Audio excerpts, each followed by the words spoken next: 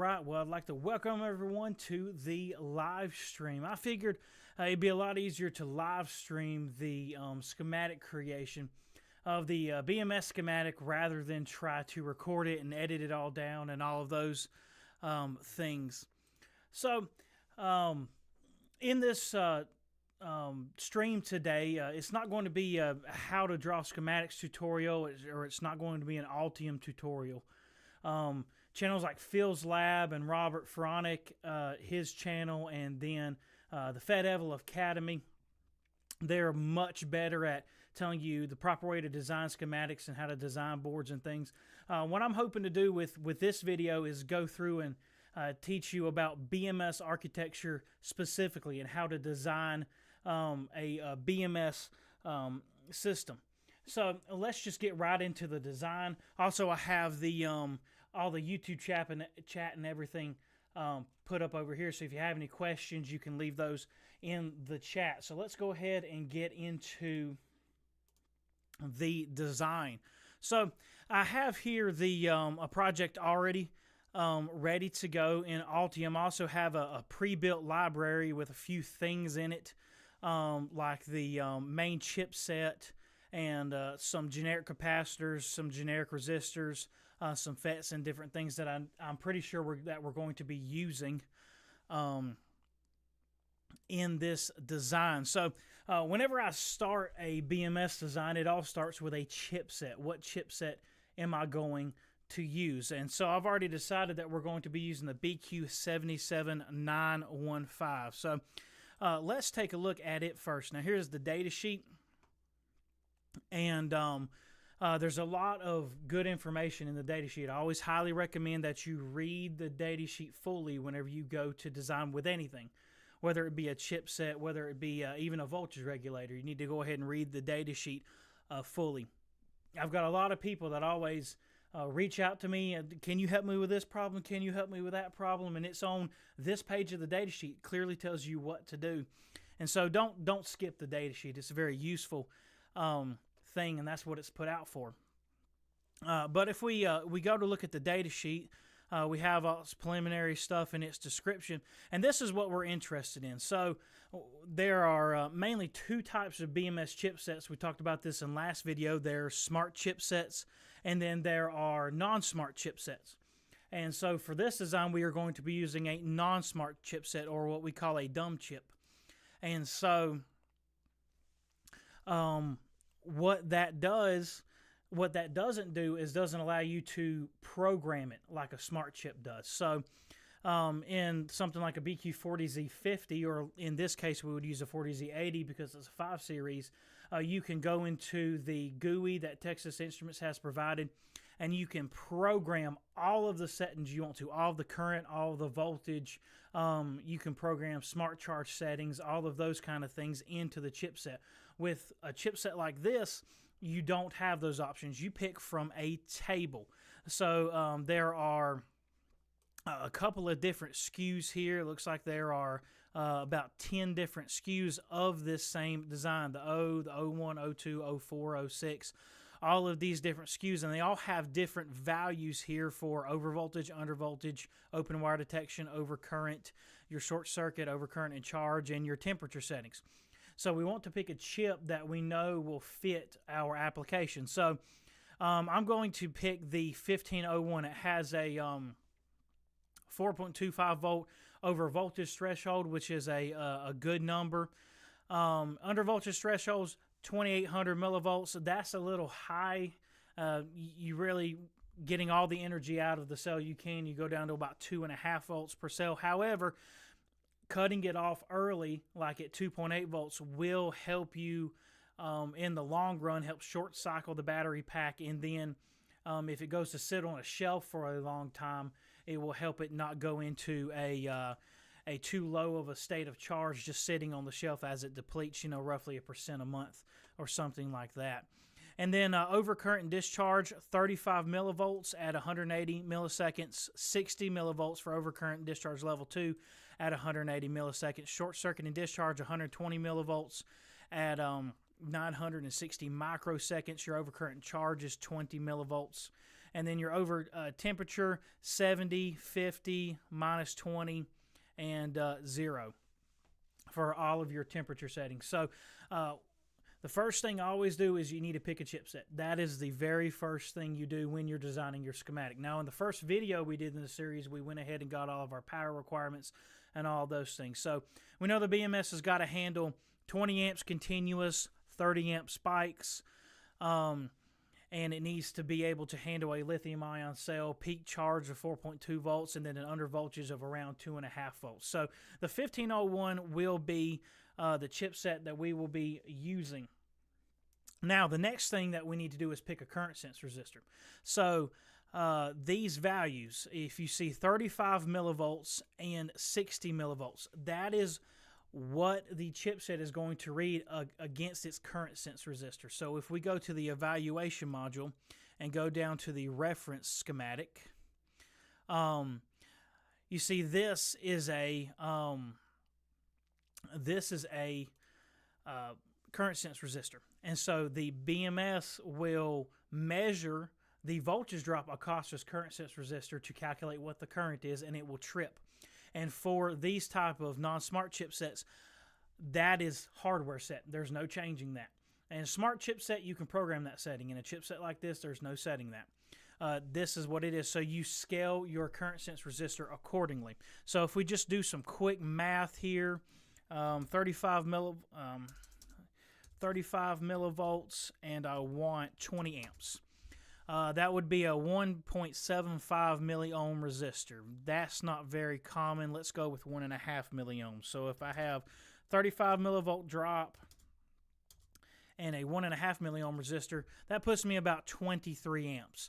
That doubled would put me about 46 amps for overcurrent and discharge 2. That is perfectly fine. So we'll go with about a 1.5 milliohm current sense resistor. So I'm going to make a note of that here on my schematic.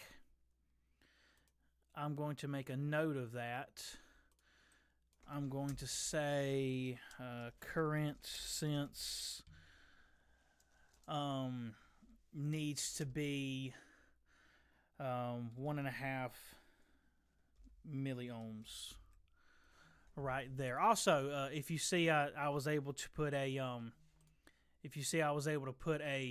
an ohm symbol right there. You hold down on your QWERTY keyboard. You hold down Alt and hit 2, 3, 4, and then release Alt, and that is your Alt key for a ohm symbol. In case you just wanted to know that. So current sense resistor will be 1.5 milliohms. We'll come back to that later when we start filling in our values for the schematic itself. So let's go back to the data sheet. Here we know how much current we've got to carry. So the next thing I pick, so I've got my chipset, I've got my current sense resistor. The next thing I pick is the FETs. I've picked the Alpha and Omega 6144. This is a FET that I use a whole lot in all of my designs because of its low on resistance.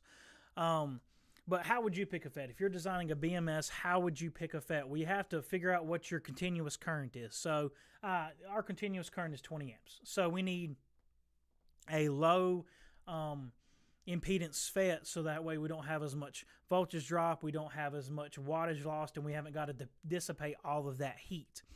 Also, you need to look at what its voltage tolerance is. This is a 21 volt pack, so this is a 40 volt FET, it'll work fine. But if you have a 60, a 48, 50, 60 volt pack, you're going to have to pick a bigger FET.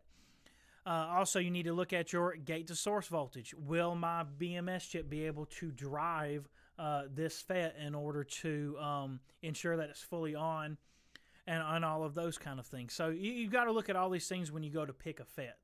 And so I've found the 6144 a long time ago. It's been a great FET. And so this is what I use in all of my designs.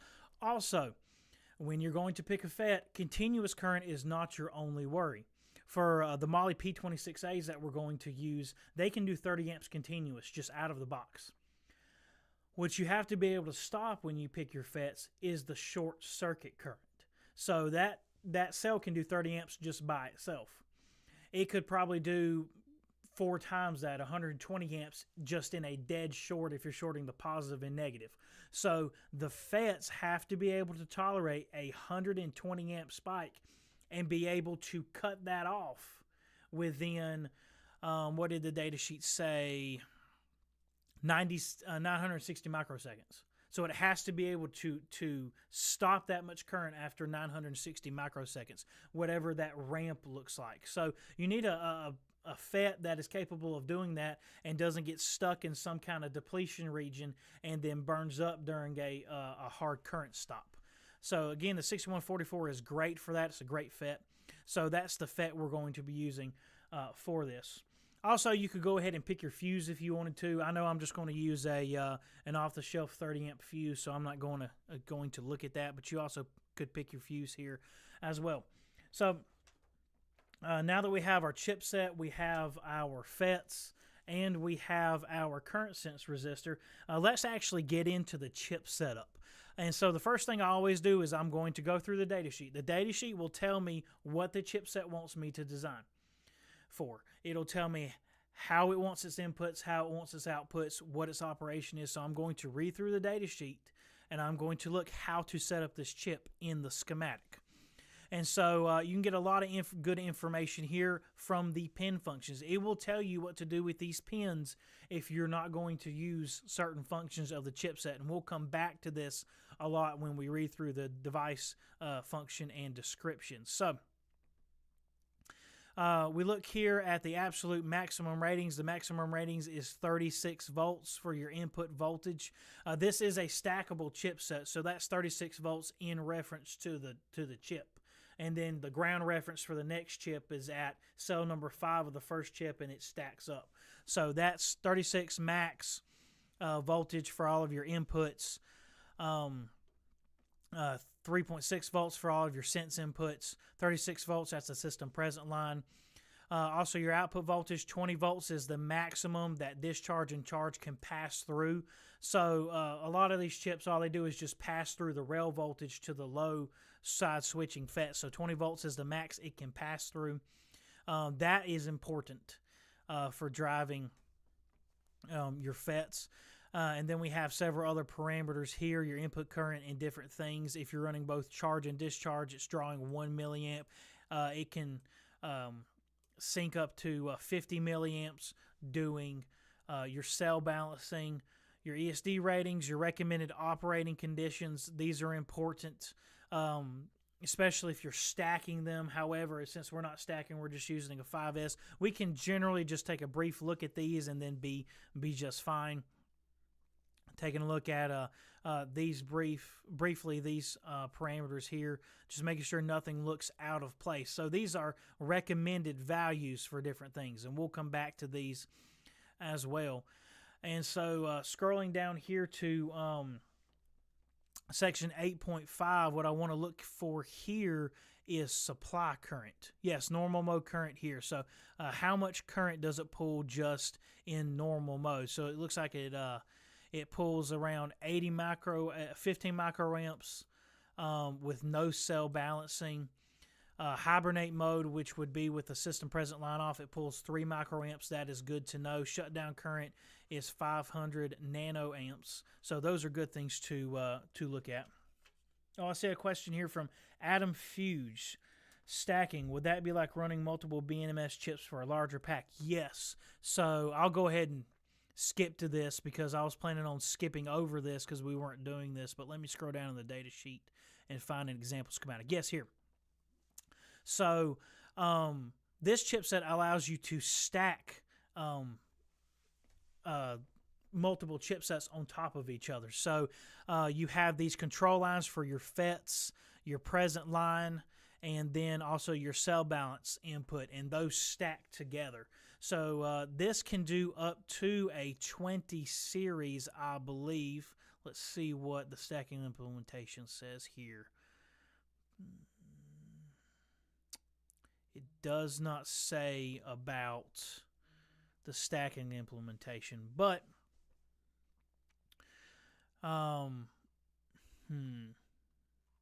but I believe you can stack up to 20. Let's see what the very first page says.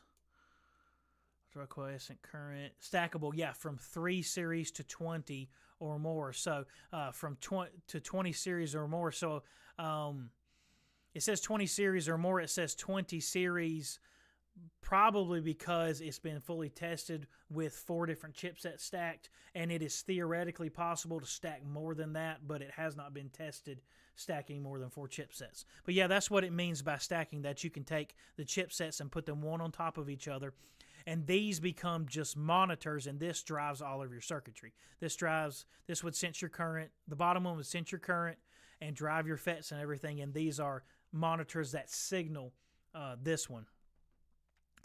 We have another question from Johnny. I don't want to try to say your last name because I'm afraid I'll butcher it. It says, what order do you stack low Q ascending? I'm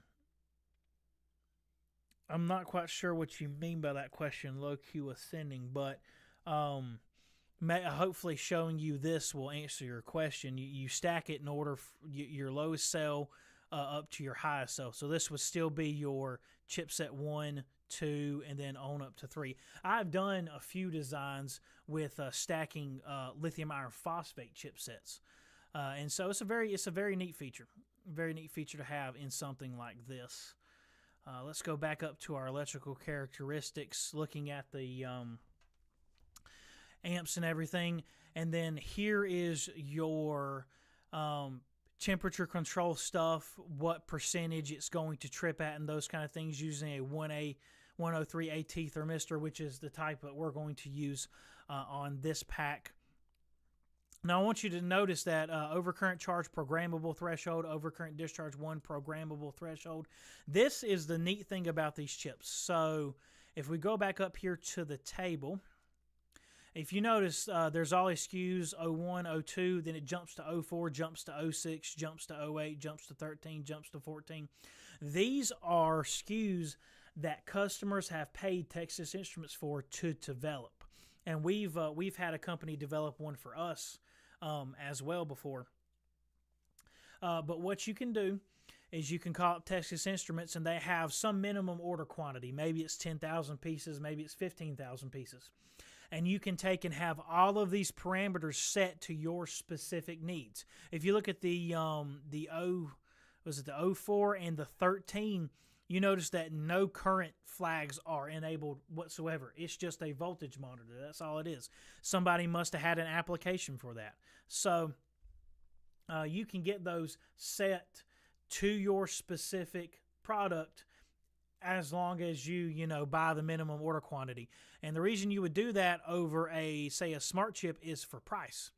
So these chips are, $1, maybe less than $1 in huge quantities, whereas 40s, 50s, and 80s are $2 or $3 in large quantities. So, 10, 20,000 pieces, that's a lot of money to be able to save.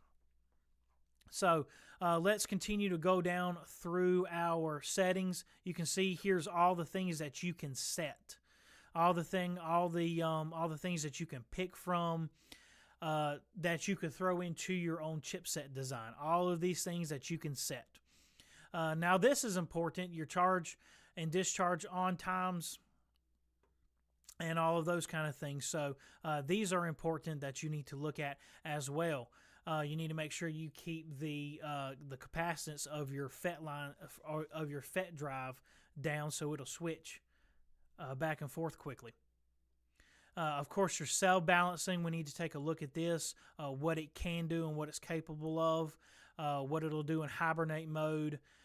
Your CTRC and CTRD control, that is for controlling stacked chipsets. We can skip over that. Current state comparator, all of these settings that you would need to look briefly over. Of course, I've already read this data sheet, and I'm just walking through it again for you. But just understanding what a lot of this stuff does will help you. Do you really need it? In reality, not.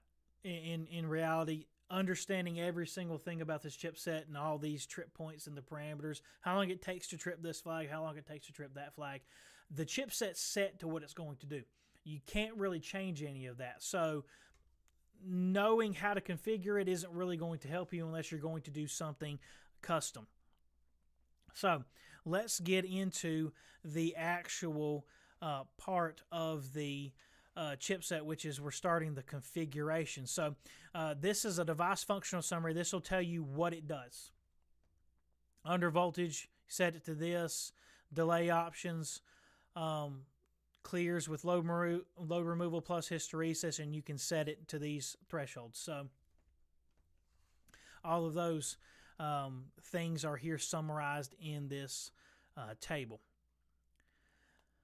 So let's go down here to the protection summary. So this will give you a good bit of information. There's two comparators inside the chipsets. One is for the voltage thresholds or the voltage trip points, over voltage, under voltage, all of those kind of things. And then one is for the current trip points, OCD1, OCD2, SCD, and OCC, which is still a voltage comparator, but it checks specifically the current sense resistor. So looking at all these things, here is how it will operate in over voltage. Here's how it will operate in under voltage and how you recover from those things. The voltage of the cell fault goes above the under voltage threshold plus under voltage hysteresis for a time of UV delay, or the voltage of the cell fault goes above the under voltage threshold plus the hysteresis for a time of under voltage delay, and the load is removed. So this gives you all of your recovery options, and then this is how it finds an open wire if you have open wire detection enabled. Elksness says, was about to brush my teeth and wanted something in the background. Looks like I won't be going to sleep. Well, I'm glad I'm keeping you awake. That's a good thing. I'm glad you're staying up to watch the live stream. Thank you so much for watching. Also to Ahmed Sharif, I believe, he commented very first that this series came in handy with my graduation project, so I am quite excited. So thank you so much for watching as well, along with Adam Fuge and Johnny Camacho. So thank you everyone so much for watching. So let's look here at operation and overcurrent and discharge 1. So this is your first layer of threshold. So there are two layers. You have overcurrent and discharge 1, and then above that is overcurrent and discharge 2.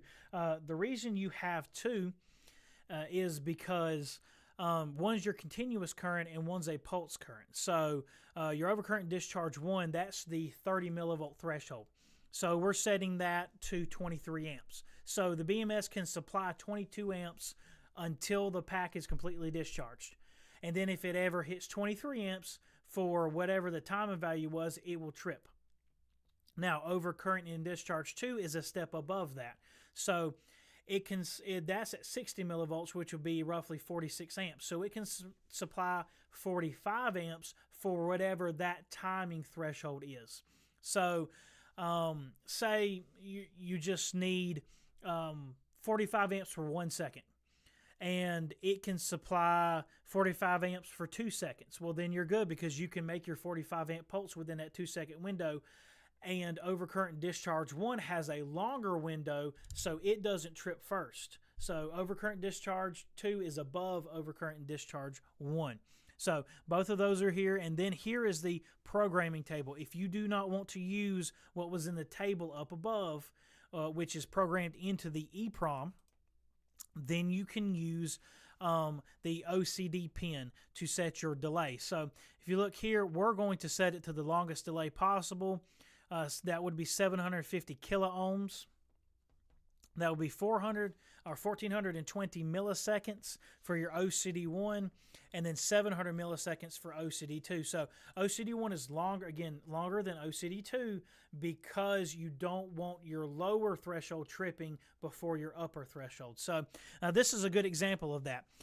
For this, it will hold 45 amps for 700 milliseconds. That's how long that pulse can last. And then it will hold above 23 amps for 1420 milliseconds before it finally trips. So let's go to our sheet and let's make a note of that as well. Also, if just an Altium tip, if you have a text box like this, you can hold down Alt and hit Enter, and it makes a new line in case you ever wanted to do that. It makes a new line. So let me check here. That's the wrong tab. Let me check here again. That would be 750K. So OCDP, yeah, OCDP would be 750K. OCDP would be 750 kilo ohms. 750 kilo ohms. Okay. Oh, we have another comment here. I found your channel when I was looking for a BMS for a car battery. I did not find a pre-made one.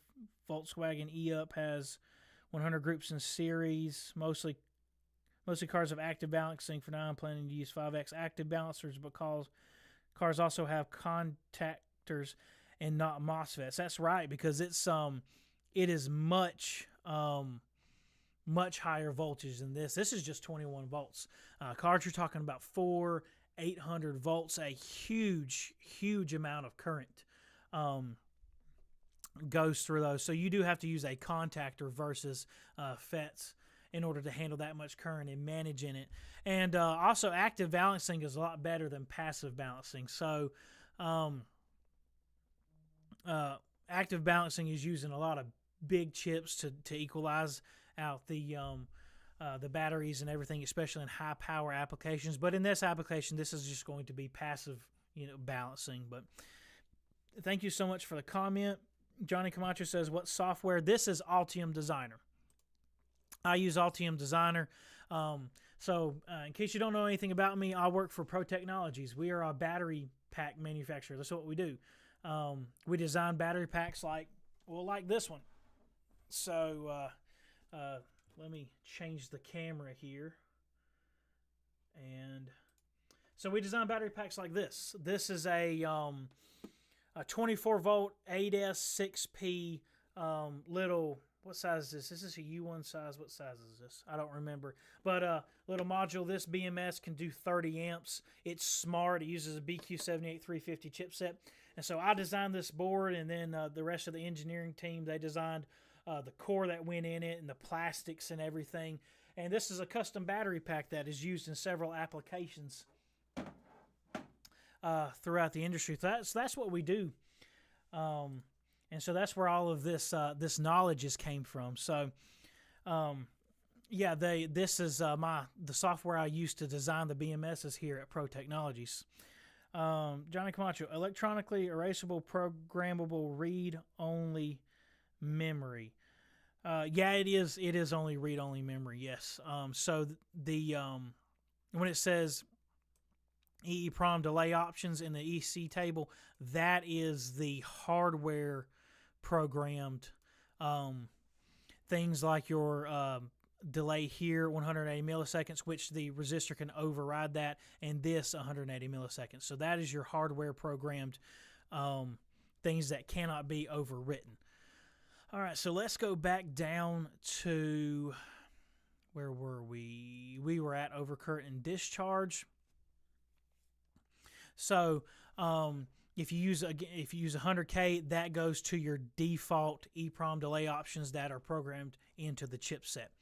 Operation in short circuit and discharge, it's good to look at how it recovers, because what you don't want is the battery pack just to be in a constant short condition. It tries to recover, and then it shorts again.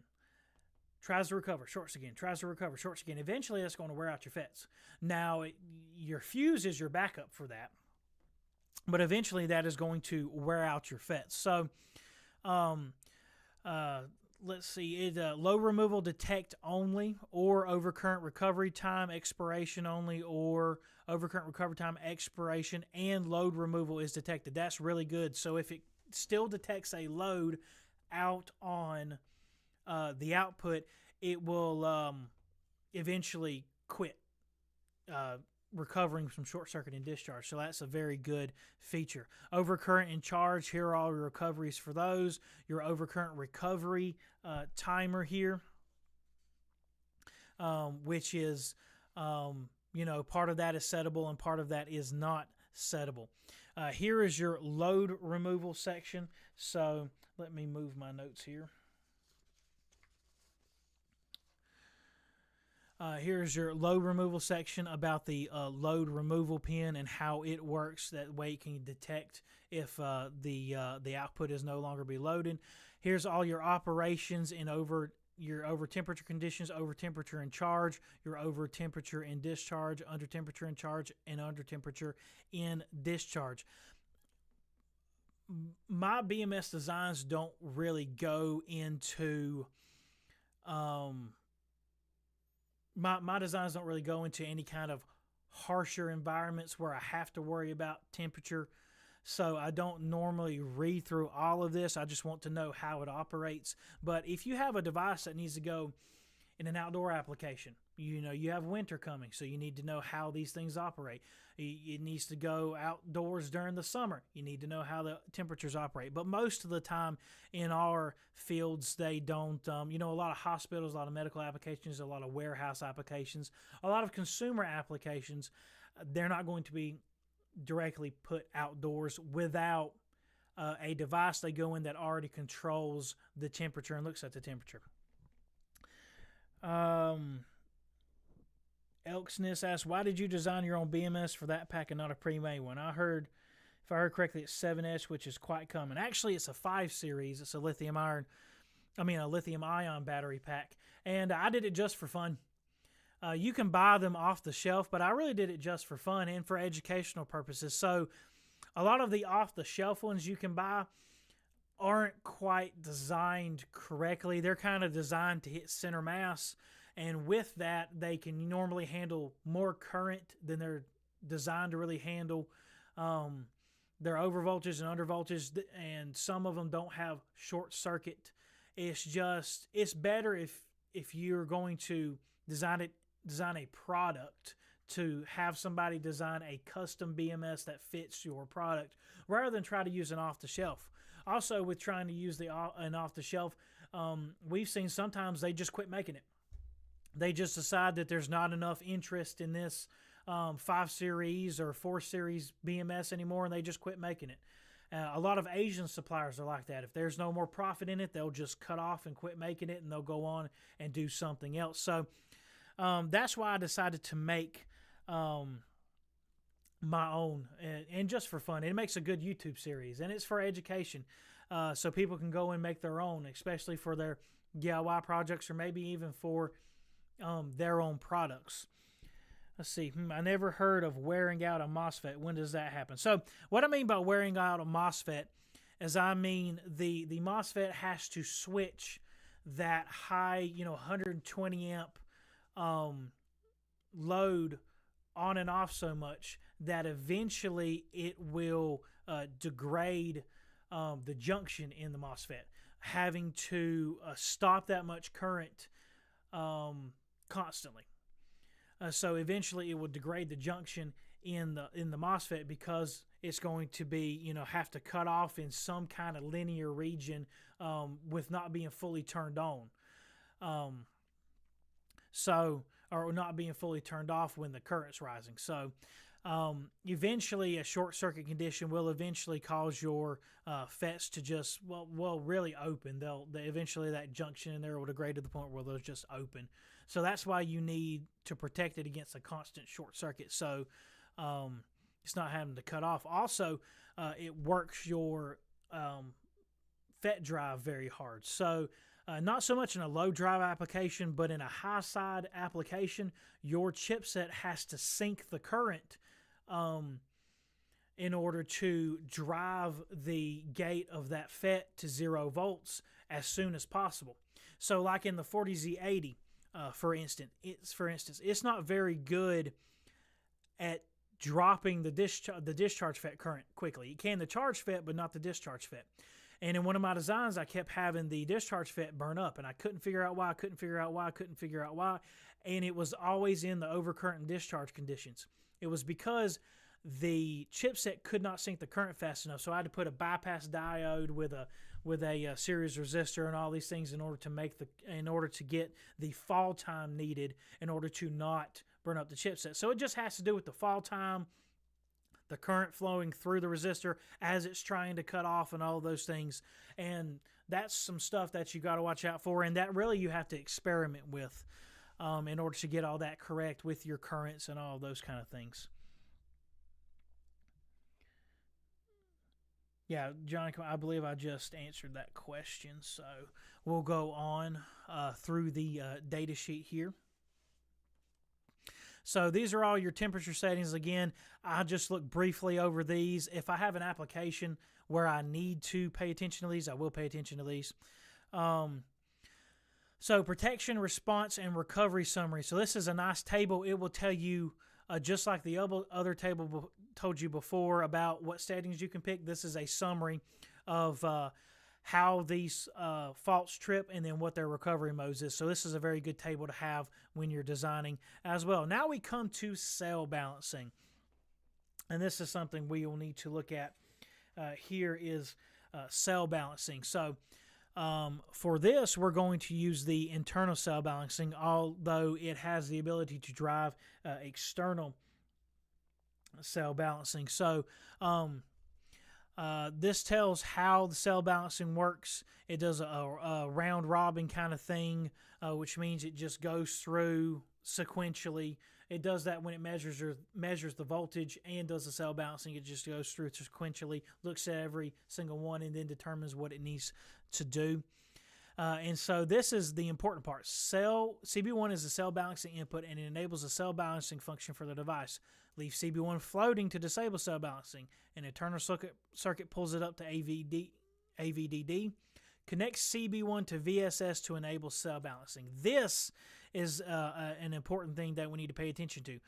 We need to connect this to ground in order to enable cell balancing. So we can go and make a note of that as well on our schematic. That's CB1 connected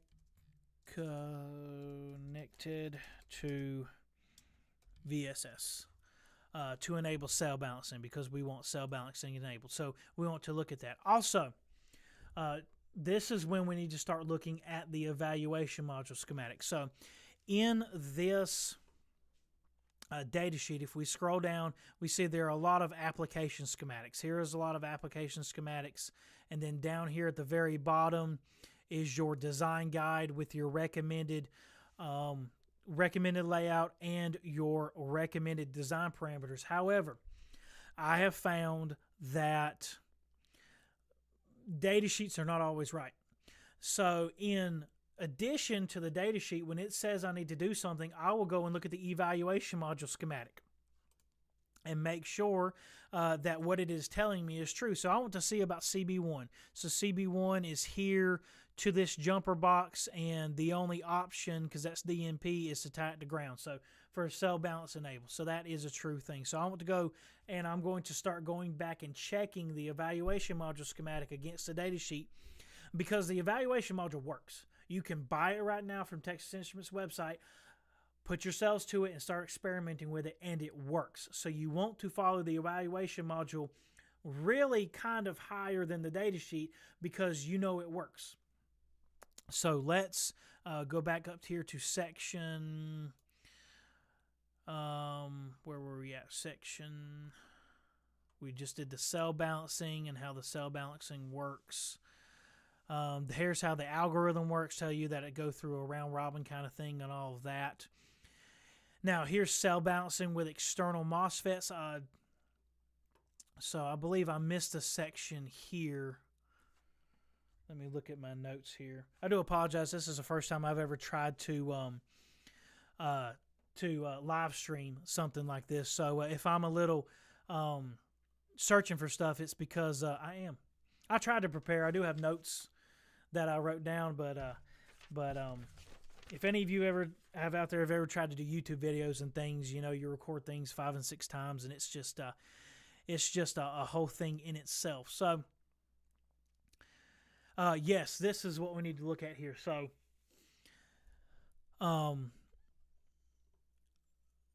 the current can be programmed. Well, the cell difference can be programmed in the EEPROM. That is a set thing. So for ours, cell balancing turns on at 3.8 volts. But this is the important part that we need to look at in this section. when using integrated MOSFETs, that's the onboard MOSFETs and cell balancing, the cell monitor filter resistance, RINI, which is your input resistors here, RRNI, controls the amount of cell balancing current the device can supply to the cells. Internal cell balancing should be used for cell balance currents up to 50 milliamps. So we want to be able to pull 50 milliamps at 3.8 volts. So if we did that math real quick, let's say 35 milliamps. Let's say we're going to do 35 milliamps of balancing current. 3.8 volts at 35 milliamps gives us 108. So we'll say 100 ohms. So we need 100 ohms of series resistance. So we're going to say RINI needs to be 100 ohms. So that'll be our cell input. Resistors will be around 100 ohms in order to get 35 amps worth of balancing current, maybe a little more than that, but around 35. It also gives you how to use external MOSFETs and how to drive those. So your external MOSFETs allow you to do more balancing current. So you have your series resistance, but you also have the ability to drive an external FET to drive a higher resistance. Do you need 100 milliamps worth of balancing current? Do you need 200 milliamps worth of balancing current?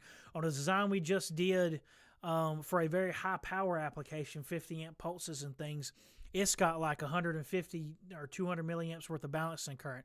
And it's got a separate balancing board, big old copper on it, because that's a lot of heat to have to dissipate.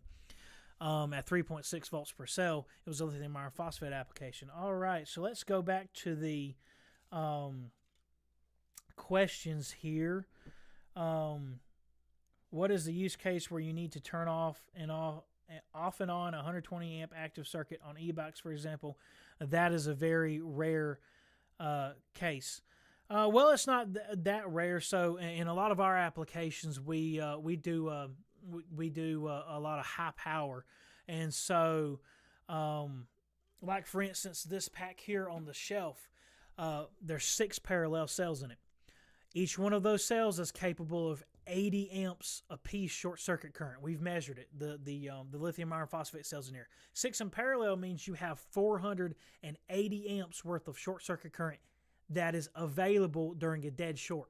Now, with the internal impedance of the cells, you're not going to see the full 480 in the 400 to 500 microseconds it takes to cut the output off. However, you may see half of that, 240 amps. So there is 240 amps flowing through these FETs when you need to cut them off dead as soon as possible. You need to sink all that current and cut them off. So short circuit is the application where you need to manage that kind of current. If you need to manage that kind of current normally in normal operation, like in a very high current application like a car or something, use a contactor. But the short circuit current can be, 3 to 4 times greater than your normal rail current or what the cell can supply. So you need to make sure you watch out for that. What is the evaluation module? Something you can buy? Yes, you can buy that. You can go right now to the Texas Instruments website, look up the BQ77915, and then it will have an option when you scroll down below to the evaluation module, and then you can buy that. It's a little board, has the chip, has some FETs, has some screw terminals you can put your cells in and different things. Yeah, I see you answered. Check Mauser DigiKey. Thank you, Adam, for saying I'm doing great. I appreciate it. When you pick resistors, do you pick 1%, 5%, or 10%? And what does that actually mean? So when I pick resistors, I usually pick 1%. And I see Elksness has already answered that, but I usually pick 1% resistors because they're just the most accurate as far as off-the-shelf resistors go. You can get military precision, space precision resistors that go down below 1% and everything, but they're a little more expensive. 1% is actually very common. Most of my designs I use 1% in anymore. It's hardly ever I use a 5 or a 10% in anything. On e-bike Stromer 48-volt battery, the BMS is based on a Panasonic AN49503A IC and a microcontroller with an EEPROM. As I understand, it can write any updates like state of charge back to the EEPROM. Where do you think it is written to. So understand it can't run any updates back like SoC back to the EEPROM. Where do you think it's written to? Well, I assume that the Panasonic IC is some form of analog front end, and then the microcontroller, the EEPROM supports the microcontroller.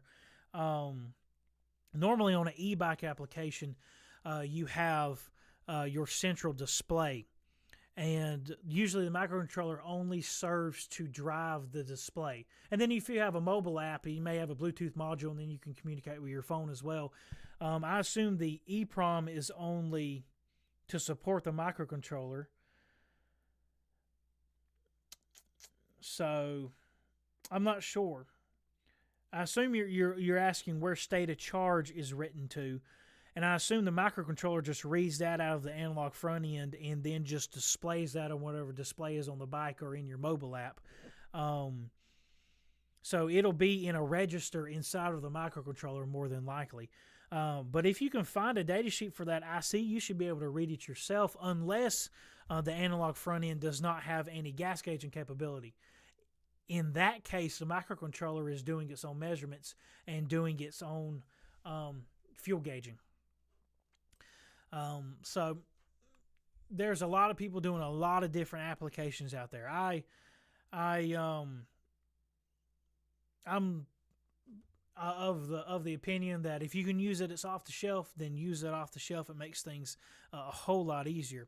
Now, I will comment on this. Somebody on my LinkedIn post shared it, and they were talking about how, you know, it's nice to have people who will share their stuff instead of trying to protect their IP, their intellectual property, and that kind of people that want to protect their intellectual property kind of irritate me. We have customers that all they did was take a few different circuit modules, all they did, and they put them on one board, and they call it the intellectual property. All you did was take the evaluation schematics, the reference schematics, put them on your board, and stick them in your housing, and you call it your intellectual property. And I can see where they're going from. I developed this whole system with all these modules and made them work with each other. I can sort of understand that, but you act like you developed this thing from scratch for NASA, and it's just not the same thing. Now, things like firmware and custom architecture and stuff like that, and custom chipsets like Fluke uses in their meters and stuff, now that's intellectual property. But don't say that you kind of that this is your custom design and all that stuff when all you did was go through the data sheet, take the reference schematic, change the values that it told you could, and call it your own. That irritates me a little bit when people are out there. Just a pet peeve. All right, we're looking at hibernate mode here, which is system present. So in smart chipsets,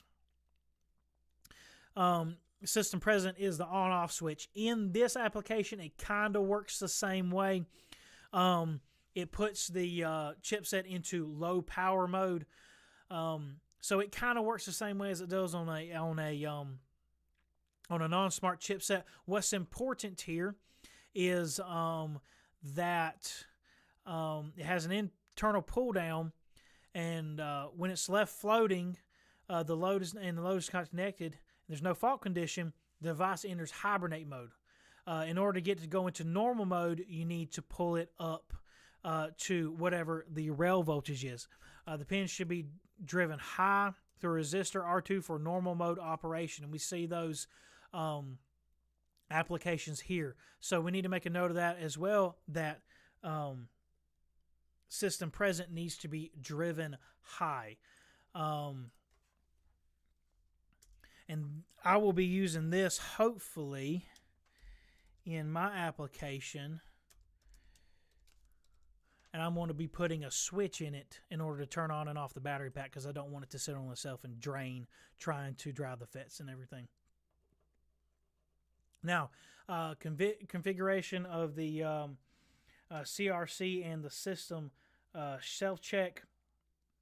So the chipset has built-in self-checks that it will go through on its own in order to determine to make sure it's operating right. So it'll go through its own memory, it'll go through its own inputs and make sure the comparators are operating correctly, and all of those kind of things.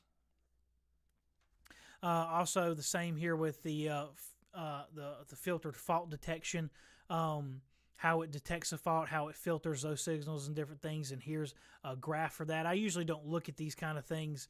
These are just really definitions, but you can't change any of this. So it's good to know how it does it, but it's not really, necessary in order to design. And then here's your state comparator. This is how the chipset will react to different fault conditions and change the charge and discharge FETs. So like an undervoltage, right? It will turn the discharge FET off, but it will leave the charge FET on, so that way you can charge the cells up. And any kind of over voltage or over temperature in charge, or under temperature in charge, or something like that, the charge flags, it will turn off the charge. It will turn off the charge FET and turn on the discharge FET, and then all of your overcurrents and stuff, it will just completely turn off everything. So it's good to know how it will react with that. In your smart chipsets, you can set this to whether you want it to do something like this, or you just want it to turn on and off the FETs every single time it gets in a fault. That's normally the way I do things. I want it to turn on and off the FETs, both FETs, every time it goes into a fault. But this is okay as well. You just have to watch certain conditions because of the body diodes of the FETs. So say it goes into an undervoltage condition and turns off the discharge FET. Well, it'll allow the pack to charge through the body diode of the discharge FET. You want to make sure that your charger has a pre-charge current, a low voltage current mode, so you won't burn your discharge FET body diode up. So just little things like that that are good to know whenever you do that. Here's how those things trip. Now, your discharge FET operation, here's how it drives the discharge FET. Important things here. A fast switching driver with a target on resistance of about 15 to 20 ohms and an off resistance of R's of discharge off, which according to the tables up top is between 8.5 and 10 ohms. That is important. You want to make sure that you don't have too high of a resistance that the driver cannot turn off the discharge FET in time. Again, it stays in some form of linear region, and then it takes a bunch of current while it's trying to turn itself off. So you want to make sure it turns off as fast as possible. Here's how it trips.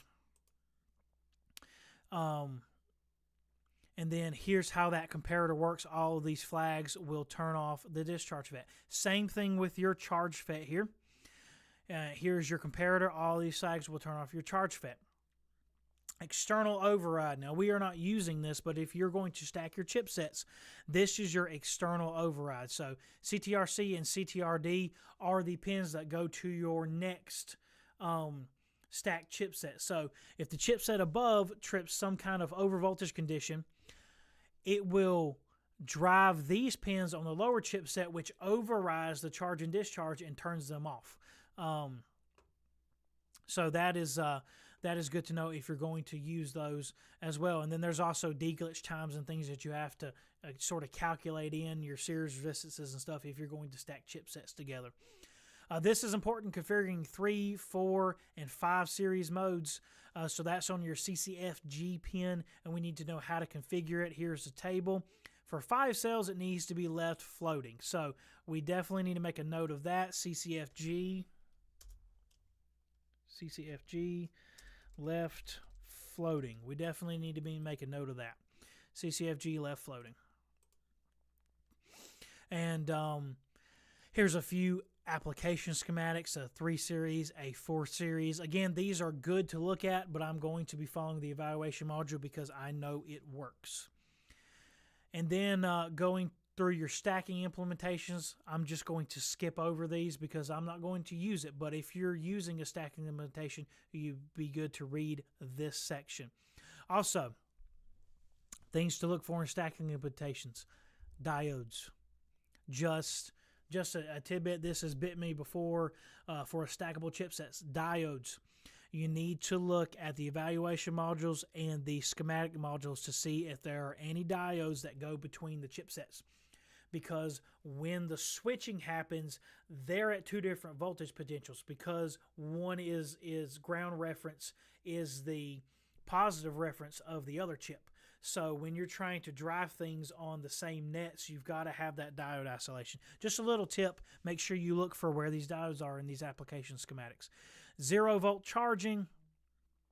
This is just saying that if it's at too low of a threshold, it will not let the battery pack charge, which is a good thing, because if your cells go down too far, you do not want them to be recoverable. You want the pack to be completely shut off. If you're down to 1/2 a volt a cell, you want the battery pack to be shut off, and it won't recover with a charger or anything, because at that point it's unsafe. All right, doesn't look like we got many new comments. Just talking about state of health, so let's keep going. Device functional modes. So this is important to know how the chipset operates during its normal thing. So your power on reset, whenever the chipset boots up, it checks all these things and does all these things. You want to know how exactly it does that to see if you can apply a load. Does the load need to be off? Those kind of things. Normal mode is just when charge and discharge are enabled, hibernate mode is deactivated, and cell balancing mode can be enabled or disenabled. Fault mode, if any of the faults happen on those comparator circuits that we saw, charge and discharge will be turned off, and then it has to recover. Hibernate mode is when you drive the system present pin and it'll go into hibernate or sleep mode. And then shutdown mode is when the voltage of the cells falls way below the V shutdown threshold and everything cuts off. It's done. It's finished. No more output whatsoever. Protect against reverse current and voltage regulation. Well, normally you do voltage regulation outside of the battery pack. So the battery pack just acts as a supply. So it has a certain current that it can supply, and at a certain voltage, which it has a start voltage and an end voltage. For this application, it'd be 21 volts, and then end of discharge, let me do the quick math, at 2.8 volts per cell would be around 14 volts. So peak charge, 21 volts, and then end of discharge would be around 14 volts. So it has a voltage range, and then it has a let me make sure I did that math right. 218 times 5. Yeah, I was right.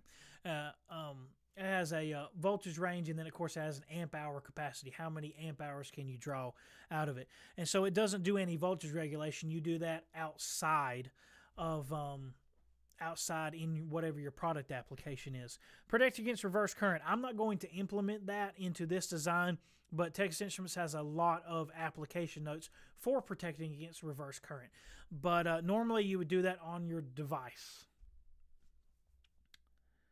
What does floating mean? Floating means not connected to anything. So normally you connect it to whatever your high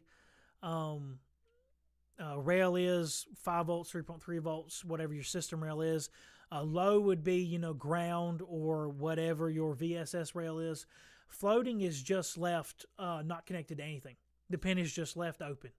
And so whatever the internal voltage divider is, that potential is what it's left at. So floating means don't connect it to anything. Just leave it open.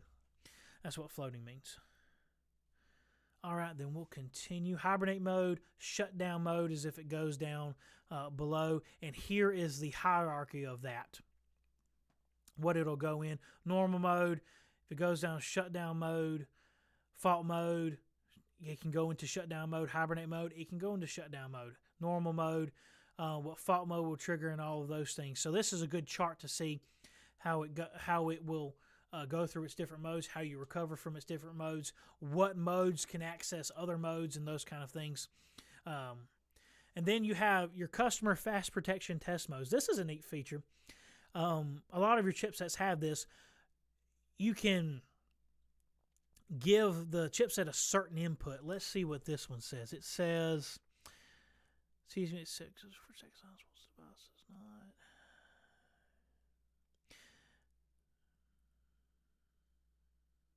It's triggered by raising VDD, your rail voltage, to the VCTM voltage above the high cell input pin, that is VC5, for the TCM entry time. So there's a certain time that you can hold the voltage rail to a certain input voltage, and it will go into customer test mode. So that'll cut out all your recovery times. That'll cut out a bunch of stuff, and you can just test these things in a matter of seconds. Boom, boom, boom, boom, boom, boom, boom. And then take it out of customer test mode, and then it's ready to go. Instead of having to make it trip, wait for it to recover, make it trip, wait for it to recover, and all of those things. Our BMS is like on this pack here. This BMS is fully tested, 100%. Under voltage, over current, all of those things. Completely 100% tested that it will trip all those limits, and all of them are like that. And so having a customer test mode like this cuts down your testing time so much. Now, the important section. So everything we've been reading before is sort of design guidelines, how the chipset operates and things. Application information. Important section. Because this is how you need to design the circuitry. So, charge and discharge FET stuff. How do they test for all of the parameters? Oh, yeah, I can talk about that in a minute. So, here's how they test for all of the parameters. If we have, let me go back to the camera.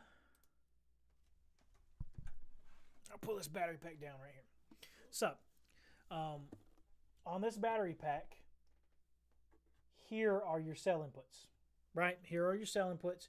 Here's your main output, your current sense resistor, and then your FETs. And so what you want to do is you want to test whether it will trip over voltage. So what they normally do is they have a resistor divider, or some of our vendors use individual voltage regulators that they can set with a variable resistor. And they put them all along here to simulate the cells. It's on a bed of nails. They simulate the cells. You take another power supply and parallel it, and you can drive the voltage up to whatever your overvoltage threshold is and see if it will trip that flag. Then you can take and put current through the board and see if it will trip an overcurrent. You can take your thermistors, drive the resistance up manually, and see if it will trip a temperature flag and all of those kind of things. A lot of people, so instead of having to put 30 amps through a board, what you can do is you can go to the SRP and SRN lines behind their series resistors and just bias whatever that trip current is on those lines to see if it'll trip those flags. And so that's how they test those. They just simulate a battery pack. They will overvoltage and undervoltage part of the inputs. They will simulate current across a current sense resistor to simulate your current tripping. And then they will just manipulate the thermistor resistance to simulate an over temperature condition and make sure that trips as well. And you can do that, and especially if you turn off all the recovery times, you can do that in a matter of seconds. I mean, you can just fly through those tests.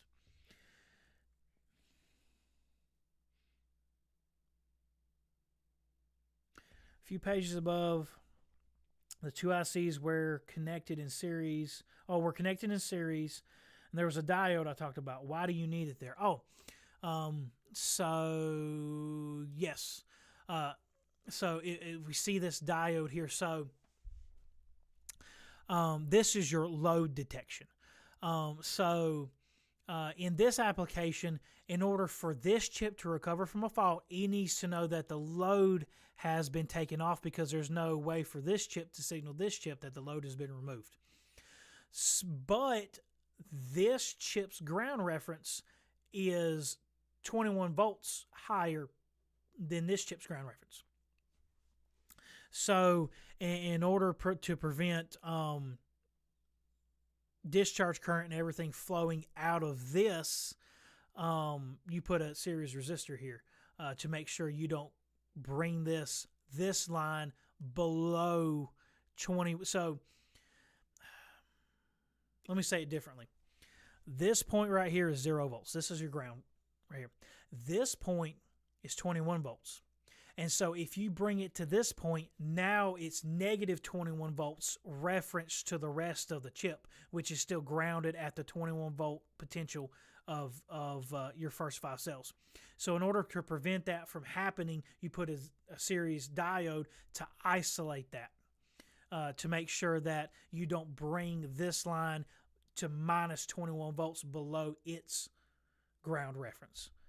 I hope, oh, I apologize. I can't see your screen. Oh, I do apologize. I forgot to change that. Okay, I did forget to change that. So again, let me explain it. I'm so sorry. I do apologize. Again, what I was saying before, you have your first 5 cells here. So this is a 21 volt. Using lithium ion cells, this is a 21 volt pack here. And so this chip's ground reference is at 21 volts DC as compared to this ground reference down here, which is 0 volts. So if I'm going to tie this to this, now I'm at negative 21 volts. Negative 21 volts in reference to this chip's ground reference. So I put the diode here to make sure I don't pull the ground of this chip to negative 21 volts, and you get a bunch of reverse current and all those kind of things. So that's why you need to watch for the series diodes to prevent your chip's ground, your higher chip's ground reference from being pulled way below what it needs to be in whatever its reference voltage is. So let's continue here. Of course, here was the test modes, of course. And then we get to our application information. So first thing it's going to talk about is your charge and discharge FETs. And make sure you pick your gate resistors, and then your drive resistors, and then your pull-up resistors properly in order to get your desired rise and fall time. Now, I usually look at the again, the evaluation module schematic, and then I will adjust these accordingly. Normally, unless you're dealing with real high currents, normally you don't have to adjust these too much from the evaluation module schematic. But again, you'll just have to experiment with what your FETs are. Like, I know what, like they're driving through 5.1K resistors right here. I'll probably have to lower that for the 6144s, just from my personal experience. So you're going to have to see what exactly it is you need to do. Protecting charge and load. These pins are designed to sustain an absolute max load of minus 30. So this is what I was talking about before. When you have your stacked chipsets, it can only handle minus 30. So that's why you put the series diode with it. However, since we're not stacking any chipsets, we have no need of any of this because we're not going to be doing a minus 30. Now, protecting the charge FET. When the charge driver is off, the charge is pulled to VSS. Pack minus terminal can be pulled to pack plus level when load is connected. This can put the gauge to source voltage above the max of the MOSFET rating, which ours is 20 volts. This is complex a Zener diode across the charge FET's gate source to protect the charge FET. So there are 2 different applications here. So what I would do in this situation, we're going to follow the reference schematic. So what we're going to do, we're going to follow what the reference schematic says we're going to do. In this situation, that's normally what I do. It gives you a lot of options. So if you were stacking, you would do something like this, or mainly something like this. You would implement this whole architecture right here. But since we're not doing that, I'm just going to follow, again, what the reference schematic does. Using load detects for under voltage recovery when the low circuit is enabled, the device is internally connected to VSS. So, to verify load removal properly during a UV fault, use 3.3 meg ohms for the R as a gate source and charge instead of the typical 1 meg ohm. So I believe that's in the evaluation module as well. So we'll be doing that. And then here again, it's telling you you need this diode on your load line because it can be exposed to more than minus 30. So again, that's a very important thing to do if you're stacking these chipsets. Temperature protection, this is how your temperature protection is going to work. We are going to be using a 103 AT thermistor. So it's just going to be doing whatever the default is. We're not going to be putting in any kind of other thermistor than just a 10K 103 AT. So I'm going to skip this section and just follow whatever's in the evaluation module since it uses a 103 AT. How many iterations do you go through before you had the final design working product? So normally the very first one is the functional prototype. I want to make sure it functions. I want to make sure my architecture is correct. Then version 2 is correcting those mistakes. And then version 3 is making it pretty. So I get my architecture right, figure out if I have any challenges, any kind of values that need to be changed, any kind of RF interference issues I have, protecting lines and stuff like that. And then version 3 is normally making it pretty because looks is half the battle. I mean, you don't want somebody to open up their battery pack and be like, it looks like a little kid put this board together. So looks is half the battle, What exactly is the LD pin? I tried to look it up, but nothing concrete. Oh, that's a load detection pin. So it can detect if there is a load on the output of the battery pack. Like, whatever your product is, it's still plugged into. So it will not recover from under voltage or overcurrent in discharge until you completely pull the load off and there is no impedance between the pack plus and the pack minus. There's no impedance whatsoever because it can sense that. That's what the load pin is for. It puts a little bit of a bias and see if there's any kind of impedance between plus and minus. And so it detects that, and it will not recover from certain faults until it detects that it has been completely removed from whatever the load, whatever the system is. In our case, I'm making these for those Milwaukee M18 old M18 NiCad tools. So it will not recover until I pull it out of the tool. So just that's what the load pin is for. Adding RC filters to the sense resistor. Optional RC filters, they should not be optional. You should add these in. And this is a standard. You have one capacitor in the middle, both capacitors tied to your ground, your battery ground, not your pack ground, your battery ground. That's important. And then you have your SRP and SRN lines. Now, when we get into the layout, which I may live stream that too, we get into the layout. This is important.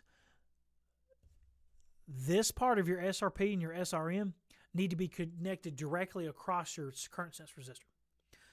So we've had some designers before that did some designs for us externally, and they just tied them to the ground planes. Well, if you just tie them to the ground planes, now you have a huge resistance that's going to throw your current sense off and everything else.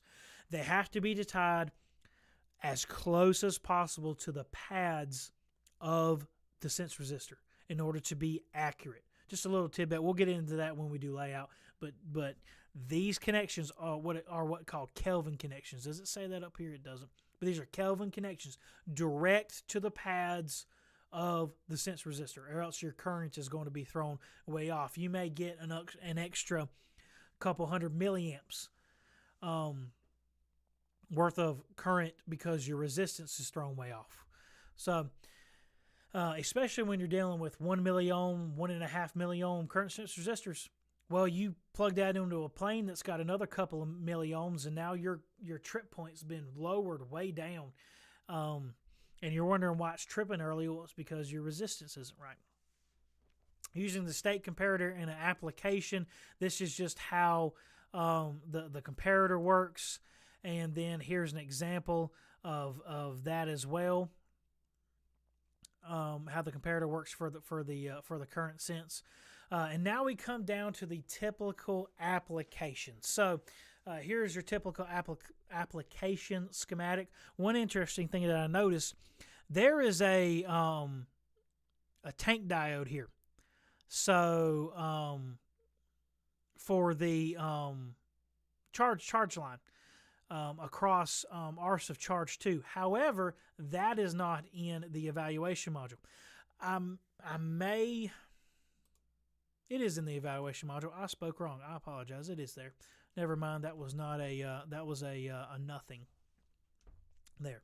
So these are all of your design parameters. So this is what it recommends that you do and what you put in your product.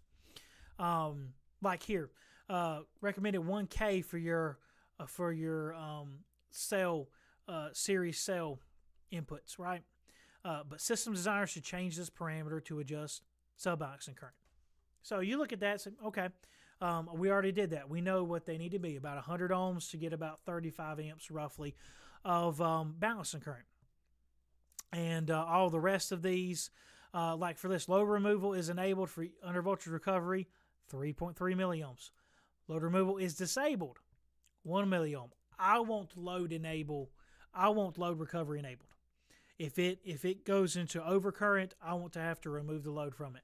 If that annoys you, if you don't want it, if you want it to auto recover, then you would disable that by using a 1 milliohm, 1 mega ohm resistor. Of course, it recommends what your charge and discharge gate resistors should be. However, you need to adjust that to meet your rise and fall times. So, you can adjust that. Again, I'm going to follow the evaluation module and then adjust from there. Here's your detailed design procedure. And so it will tell you some things that the rest of it didn't say. So like, for instance, we scroll all the way back up. I'll show you this. CTRC and CTRD, charge and discharge override inputs. What do I do with them? Do I need the time to the rail voltage? Do I need the time to ground? Do I need the time to the AV DD output, the regulator output? What do I need to do? It doesn't tell me. All the rest of these tell me. Like CBO, for a single device, leave CVO pin floating. Don't connect it to anything. I can do that. What do I need to do for this? So that's where you go and you look at your application. So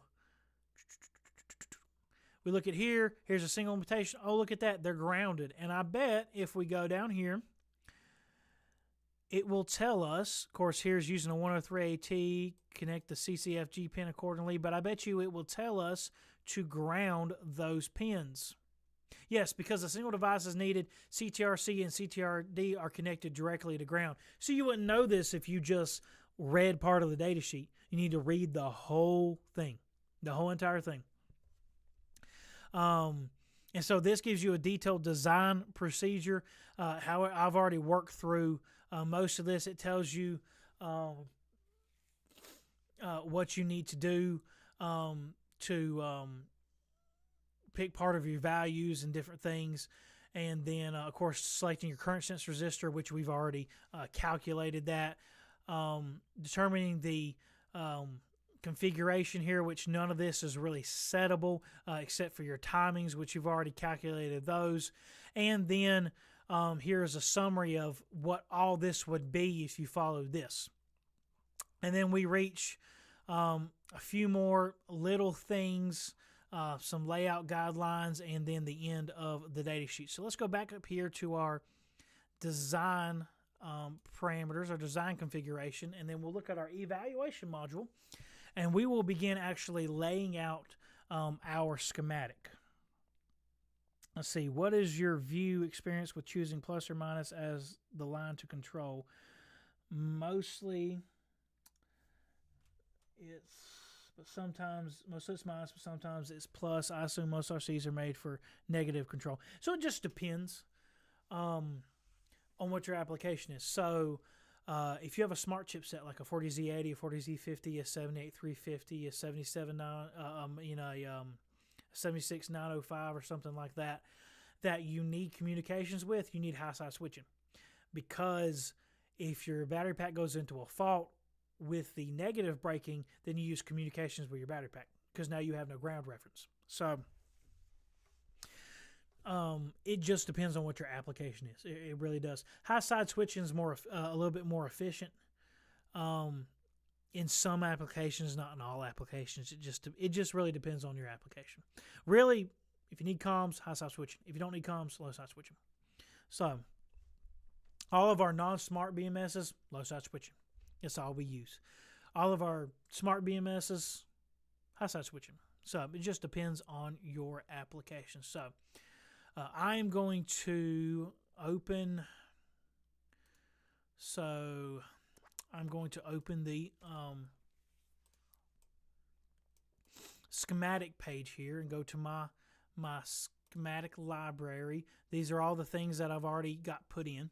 So let's go to components, go to my schematic library for this project, and we're going to start with the main chipset. So, put it somewhere in the middle. Typically, the way you want to do, your schematics, power in one way and power out the other way, that is also true of your layout. The chipset's laid out in the same way. It's made for your, let me take this down a little bit. It's made for your FETs to go here, your main positive rail to go here, your output to be here, and your input to be here. That's the way your chipsets are designed. That's the way they want it to be. So let's begin here starting with VDD. So looking at our reference schematic here, we have a 1K input, a 1 microfarad capacitor, and then our VDD. So let's make sure that that is compared to our regular data sheet, and so we need a 1K resistor. I believe I already have one in here. Yeah, 1K resistor. Do I have a 1 microfarad capacitor? Let's see. What is this? 0.1, 100 nanofarad, 1 microfarad, and a 1 microfarad capacitor. All right, connected to VDD. So we'll go ahead and do that right there. Now let's configure our input. So for the input, I've picked a 6-pin, just a 6-pin JST connector. Looks like this. Just a surface mount JST connector. So we'll put that there for our input. We'll go ahead and get our FETs out. I shouldn't have done that. I should have put my main blocks in here first. So we'll do our input and output FETs. Now I'm going to put 2 pairs on here. The reason for that is for, not only the continuous current, but also the short circuit current as well. I want to make sure the BMS has as much chance as it can in order to survive a short circuit and to manage any overcurrent conditions. So I'm going to put 2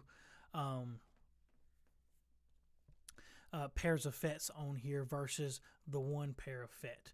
There's that, and now I need to put our outputs on there, which will be a set of pads that will go. So if you watch my other videos, you've seen the tabs that the output of the case is, of the tabs that go on the top of the output. So I'm just going to put pads and solder wires to those. So here will be my 2 output pads. They're 5 by 8 millimeters. And then my fuse, which is in here somewhere. Yeah, my 30 amp fuse. So I've got my 30 amp fuse, and then my output, my input, also my output to my So this is going to be my system present output for the switch, also my output for a thermistor for a charger. So hopefully after we get this done, I'm going to design a charger for it, because I think it'd be fun to design a charger. You can buy chargers off the shelf, but I think it'll be fun. So I need to make sure I have a thermistor output for the charger to read so it can charge the battery pack properly. So, thermistors. And then I need another one of these here for the thermistors as well. So some things I do a little different. If you look here in the evaluation module, If you look here in the evaluation module, you see that all of your main power comes off of this one header. I like to split my main power pads from the sense lines. That works normally. Some chipsets don't like that. It makes the readings flaky for some reason. But I like doing that. It makes it, for more often than not, it makes everything more stable. So I'm going to take and do that for ours, for our BMS design. So here will be my input pads, of course. All right, and let's begin. Let's do the cell inputs first. And I do want to make them look nice. I don't want them. I'm just going to go ahead and delete that out. I should not have put that there. So I'm gonna do my cell inputs first. I want them to look nice. Of course, our series resistance needs to be 100 ohms. Ahmed Sharif says some of the battery protections ICs, the DW01, that's a very common one that you can buy. Those little modules from like Amazon and stuff. Require 2 in-channel FETs. Add discharge and charge pins where the current flows in the body diode of one of them in each case. Is that normal? Also, can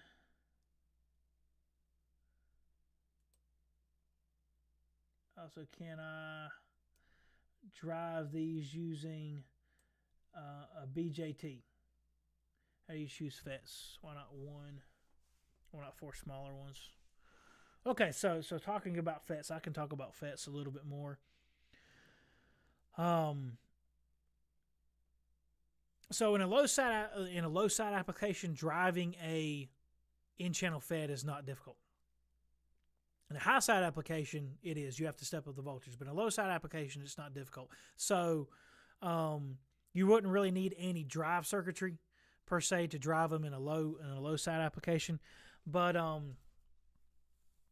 the reason you require 2 FETs back to back like this is for current going in both directions. So you don't want you charge current and then your discharge current, they go both directions. So you want to be able to block in both directions. That's why you have back-to-back FETs like this. You have 2 in-channel FETs. That is normal. If you only had a FET protection in one direction, well, current can flow one way, and then current can flow the other way through the body diode. So, if you have a discharge FET, current can flow in the charge direction, and all those kind of things. So you want it to be back to back, so no current can, if they're off, no current can flow either direction. So because with just one FET, current can always flow in one direction because of the body diode. How do you choose FETs? Why not 1 beast or why not 4 smaller ones? Guess one thing is redundancy, but I'm not sure how do FETs usually fail, open or closed. Lastly, which usually PNP or NPN? So usually NPN. I choose the FETs based on their current rating and their on resistance, because the greater your on resistance, the more heat you have to dissipate. So for their on resistance, for their gate to source threshold, and then price, you want to look at your price and, their current rating. How much current can they have? How much surge current can they handle? They need to be able to handle a good amount of surge current. Why not 1 pair of beast? Well, you could do 1 pair of beast. Just, it can be expensive to do 1 really good FET. And then that FET has to work that much harder rather than having multiple ones that can sort of share the load. Normally FETs in this application will fail shorted. So in the region, it's a graph. So So your current is ramping up. It's ramping up during short circuit or something like that. It's ramping up, and so it's 200 amps. And so the BMS turns off the charge line, turns off the discharge line, and then your FET has to turn off with the current still flowing. So, as it's turning off, that resistance is going up, that heat is going up, and it has to be able to dissipate and handle that transition between whatever its fully on state and its fully off state is, while the short is trying to draw all of this current out of the battery pack. The current is still ramping. So when the FET is trying to do that, the heat and things like that can just damage the junctions in the FET, and eventually they will fail short and they will just burn up. I've seen it happen a whole bunch because if you have too low of a number of series of FETs, current versus surge current. So it would be your normal current. So this will be set to 23 amps. So 22 amps would be your normal current. You can pull current 22 amps all day through it. 23 amps, it'll trip because that's your overcurrent discharge 1. Your overcurrent discharge 2 threshold, which is above that, is 46 amps. That's for 700 milliseconds. So you can draw 46 amps or 45 amps, 46 amps out of the battery pack for 700 milliseconds before it trips. So, that's your surge. That's your surge capability. You can go up to 46 amps for up to 700 milliseconds before it'll trip. If you do your surge within that window, the BMS won't trip. So that's your surge current. That's your surge capability. And you could up that. You go to a low resistance resistor, you could up that. In a smart chip, you program that. You can program what you want your surge currents to be. You can program what you want your analog overloads to be and those kind of things. We have applications that this pack on the shelf that I've been showing you is running in where surge currents are around 200 amps.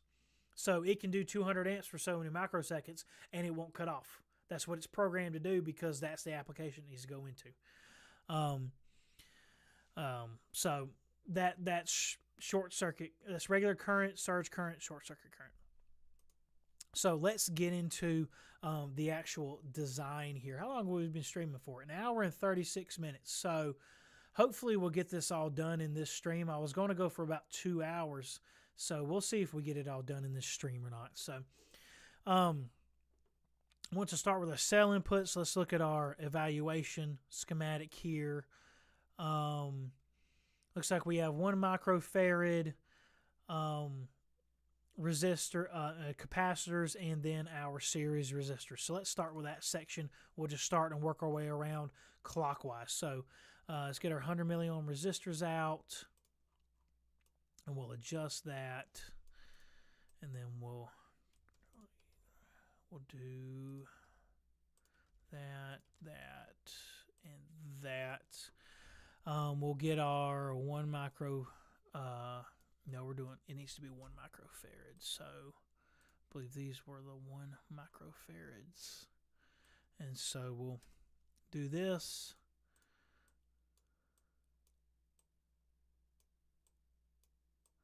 Spread these out a little bit because again, I want it to look good. I mean, you don't want your schematic to look like trash.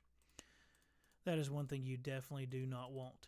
Now, here is something that everybody needs to learn. So if you notice, I am not, let me redo that. If you notice, I am not putting these capacitors directly underneath each other. The reason for that is because I'm going to connect this line to one of these pins. So this is what you call a quad junction. So sometimes the softwares only treat these as 1 junction or as 3 wires connected, not 4 wires connected. So one of these connections could possibly not be connected or skipped over, and you wouldn't know it because it's not represented graphically. So you need to make sure you offset your components so you don't have any quad junctions. Only 3 or 2 connections. No more than that. No more than that. So we'll do this. this. And we'll lay this out here. This is the boring part. I don't know how to make this entertaining. This is just the boring part. The design stuff, now that's interesting. You watch the design stuff all day, ask questions about it. But actually laying out the schematic, it's just boring. So I have no idea how to make it interesting either. It's just going to be boring. So I do apologize for it to be boring. It's just how it is.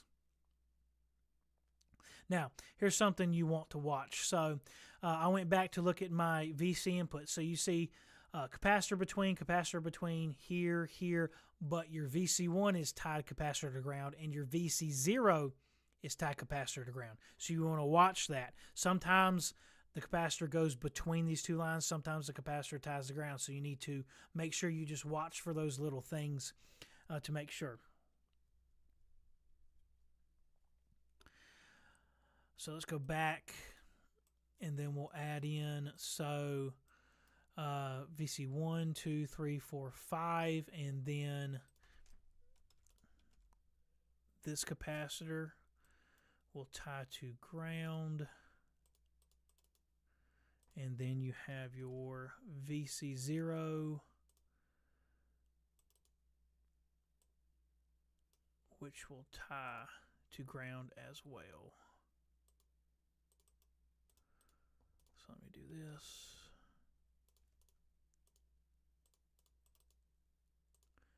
And we'll do this.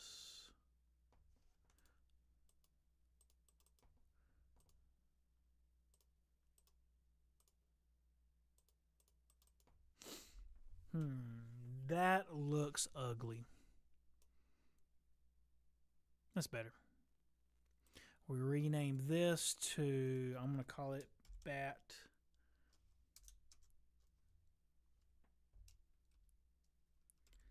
BAT minus.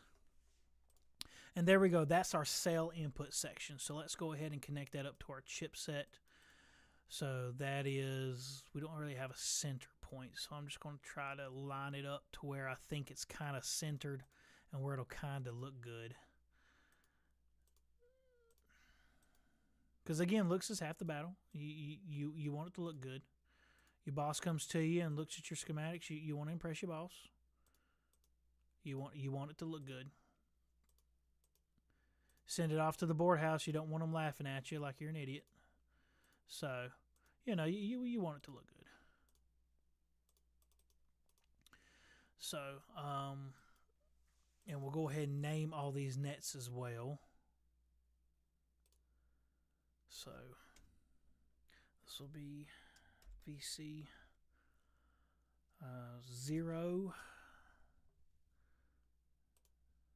VC 1, 2, 3, 4, and 5. We will go ahead and name all these nets as well. All right, asking.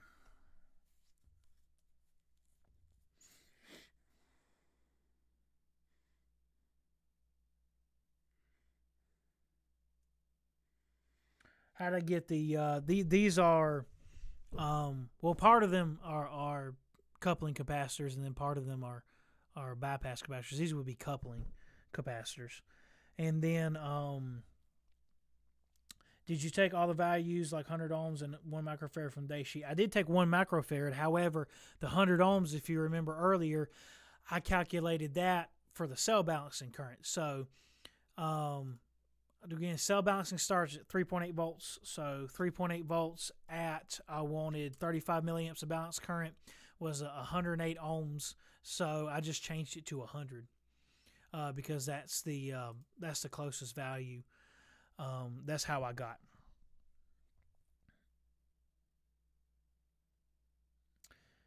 I have a meeting with Mentor. Is this video available later? Yes, it will be. It'll be available later on my channel. I'll leave it up for anybody who wants to watch it. Okay, so these are our cell inputs. Let me check back on our evaluation module to make sure I ain't forgot about nothing. So these are our cell inputs. So we will be, let me center this. What is centered? Is that kind of centered. It's kind of centered. So again, these will be direct connections to the battery pack, because I don't want, when you have high current spikes and things like that, and you have high loads and things like that, you can get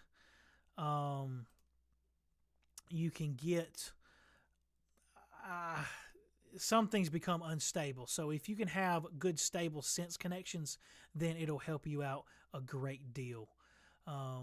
Let's leave that out there. Let's back these up a little bit. I want all of it. Well, that's just great. I'll have to fix that later. So let's do this and this. I do apologize. I know this is boring. This is the boring part. It's not fun to watch people draw schematics. It's just not. And now you learn a lot. You see people's different techniques and things like that, but it's not fun. I've took courses from FedEvo Academy, which is Robert Fronik's courses. I highly recommend it. They are awesome. But I watched him to get education on how to draw schematics. I did not watch it because I am entertained by him drawing schematics. That's the most boring thing to watch in the world. But I learned a lot. So why is 0 as well as line 1 capacitors connected to ground? Why isn't line 1 capacitor connected to the 0 line? I'm not sure. A lot of these schematics are like that. Some of them connect all of the lines to ground. So some of the other chipsets that I use, like some of the ABLIC chipsets, you connect every single capacitor to ground. Not quite sure why. It has to do with the architecture of the chipset. How does it measure the voltages? How does it measure the cell inputs? So whether you tie them to ground or whether you tie them to each other, it has something to do with the analog front end, but I'm not quite sure what the answer would be to that. So we've done that. We've got our cell inputs here, and we've got our main inputs here, and here's our thermistor. So we'll worry about that in a minute. Now let's do our main positive rail. So what I'm going to do is I'm just going to put our main positive rail up here with our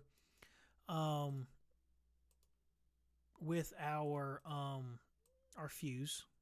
Main positive rail in, and then main positive rail out here, and then we can connect to it as needed.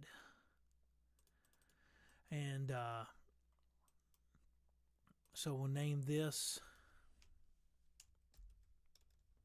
So this will be back plus, and then we'll move that right there, and then this will be pack plus, and then we'll move that here.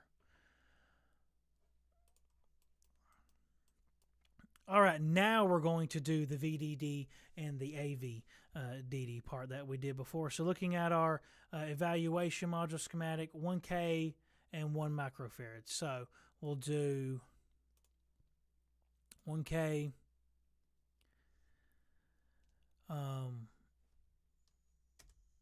1K and 1 microfarad.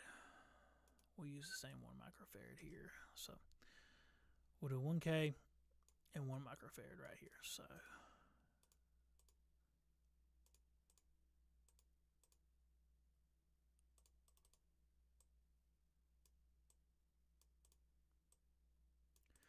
and we'll copy this.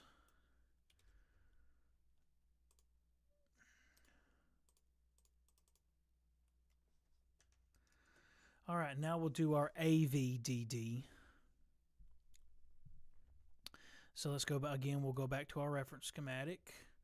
AVDD is your reserve capacitor. So for these chipsets, they have a reserve capacitor,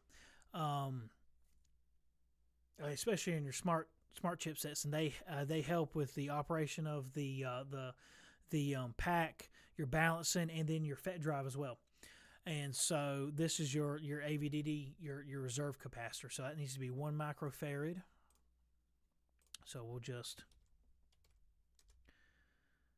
We'll do C.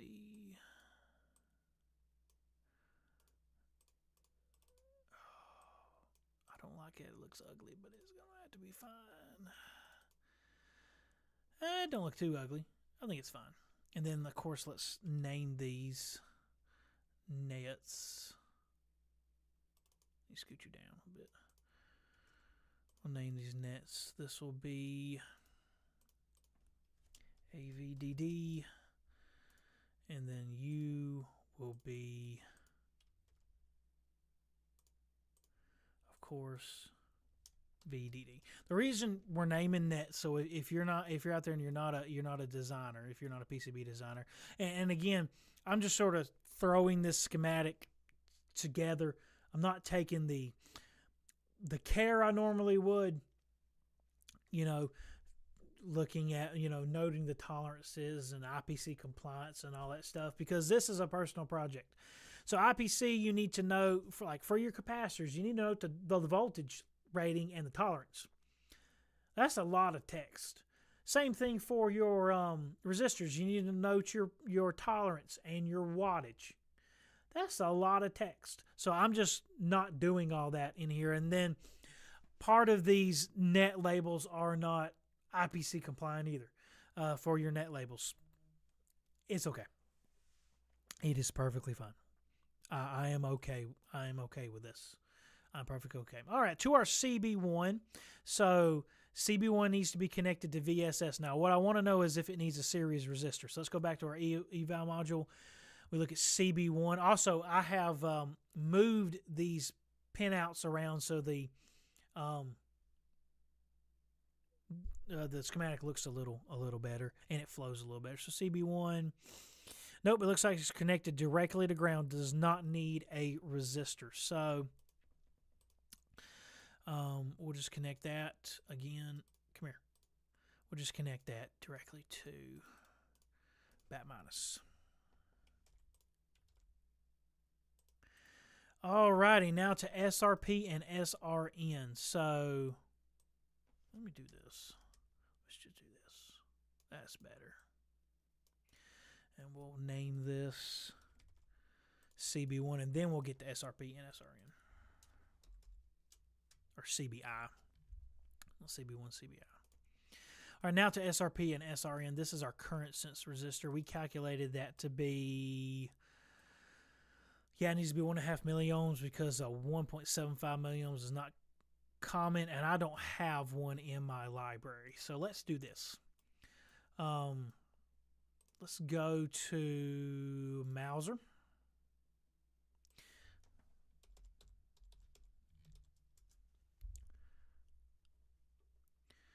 And we'll do resistors. What do we need? 1.5 milliohms, 1%. We want 2512 size. We're going to apply the filters. Now we want something that's pretty high wattage, so let me see how much wattage is dissipated.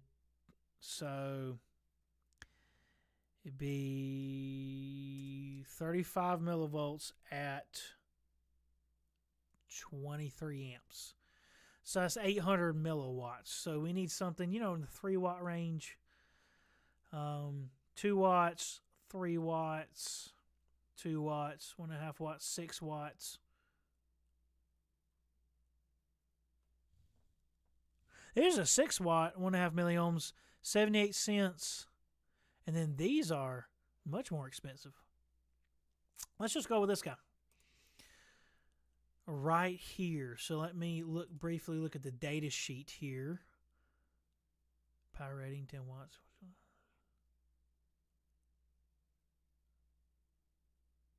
What does the footprint look like? Parts per million. Yeah, that looks good.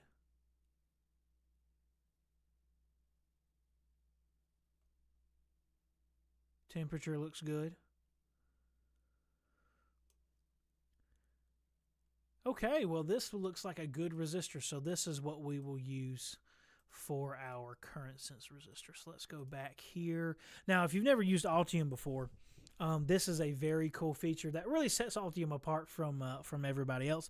It's a manufacturer part search. Years ago, Altium bought Octopart, which is a part search, is a database, basically, that ties into all of your different vendors. So you can go here, you can search your part number. When it pulls it up, you can right-click on your vendor and click Import. And what that does is it pulls in all of your stuff for you, all the information for you right here. And it's got your supplier part number here for the bill of material, the active bill of material, which we'll look at later. Designator R question mark, comment. What should this comment be? I think 1.5. I'm not sure how to denote. How do you denote milliohms? I don't remember. Is it 0.0015 R? I think that's how you do it. I don't remember. We'll just leave it like that. It'll be close enough. And then we're just going to take a symbol here. We're going to copy it. And then we're going to paste it. Now, I haven't got a footprint for it, but that is fine for right now. We're just doing the schematic. When we go to do the layout, I'll make sure we have all the footprints for everything, but we're just doing the schematic right now. And we're running out of time. We're already at the 1:55 mark, so the 1 hour 55 minute mark, so we're running out of time. So we're going to try to hustle through this. All right, so we have our current sense resistor here. I'm going to center that, and I'm going to center this. There we go. So we have our current sense resistor here. Now, this is the what we will be mimicking here is this circuit right here. And this is a very common filter circuit that you see in all of your chipsets that have any kind of current sense resistor, whether it be a smart or a dumb chipset, this kind of architecture. So SRN, your negative goes to your output. SRP goes to your input. You need to make sure you get that right, because that's your positive and negative. That's your charge current and your discharge current. So if you get it backwards, then all your trip points are going to be backwards. On a smart chip, you have negative and positive currents. You read the wrong way. So and you make sure you get that right. So let's get our 1 microfarad capacitor here, and here, and here, along with our sense resistors here, and here. And then we'll take this circuit and implement it. Right.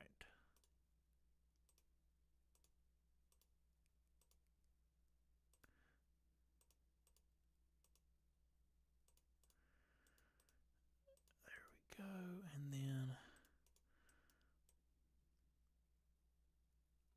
actually these need to move up a little bit, because again, looks is half the battle. You don't want it to look like a little kid drew it. By the way, if you hold down Control, you can move parameters independently from the rest of the grid, and you don't want to do that for net labels.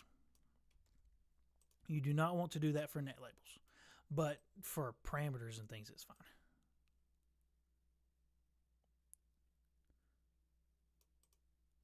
I think that looks fine, and we'll move it over a little bit to get it away from the charge and discharge lines. Okay. All right, now we come to our charge and discharge lines. So let's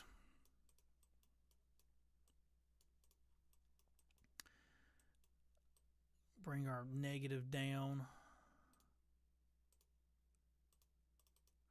All right, so one thing I need to do here This will be a placeholder. These will be placeholders in case it does not work.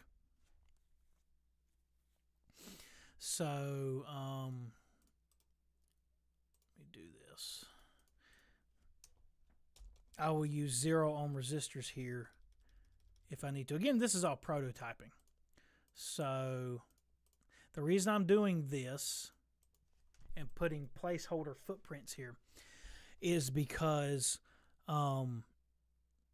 in case having direct sense lines to the cell stack does not work, I need to double this. It needs to be a divider.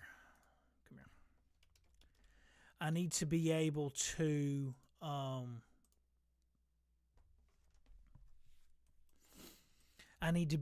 isolate. I need to be able to break this connection and make this connection if it does not work.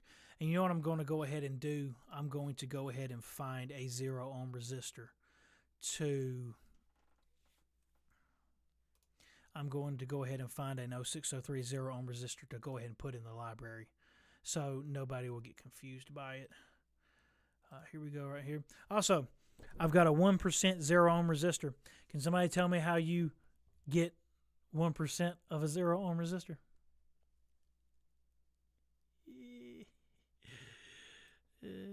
That's a good question. That's a hard question. I don't even know the answer to that question. Okay, well, let's do this. We'll add this in to our library. Where's Mauser? We'll add this into our library here. Designator R question mark.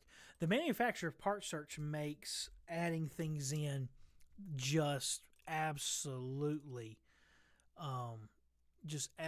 crazy fast. Just absolutely crazy fast. So take a symbol. This is the Mauser part number. Do not delete this parameter. Okay, do not delete this parameter.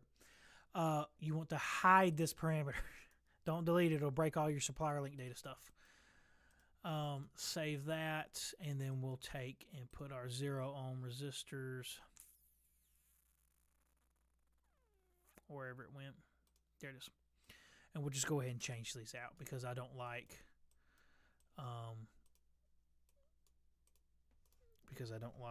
having the 100 ohms in there. We'll go ahead and change these out.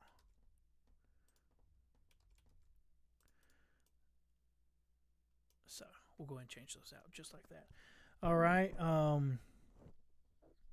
What is the purpose of the capacitor parallel to the shunt above it? Oh, these act as filters and then also stability. So these two act as your stabilize. These two act to stabilize the lines in reference to ground, and then this couples them to each other to stabilize them in reference to each other because they're differential. So these are two differential inputs that can measure positive and negative. So they act as filtering and stabilization as well. And this is just a common circuit that's used a whole lot. Well, we've almost got one whole side of the chipset finished. We're at 2:02, so you know what? I bet we can get done in the next 30 minutes. So we'll just go on. We'll just go on and finish her. I'm going to move this down a little bit like that. But I bet you we can finish her. So let's start with our FETs here. That's a little trick. You can drag components together, touch their pins, drag them apart from each other, and then they're all connected. Now, here's something you need to do to make sure that you do just as a from a drawing standpoint. So connect your charge and discharge lines together.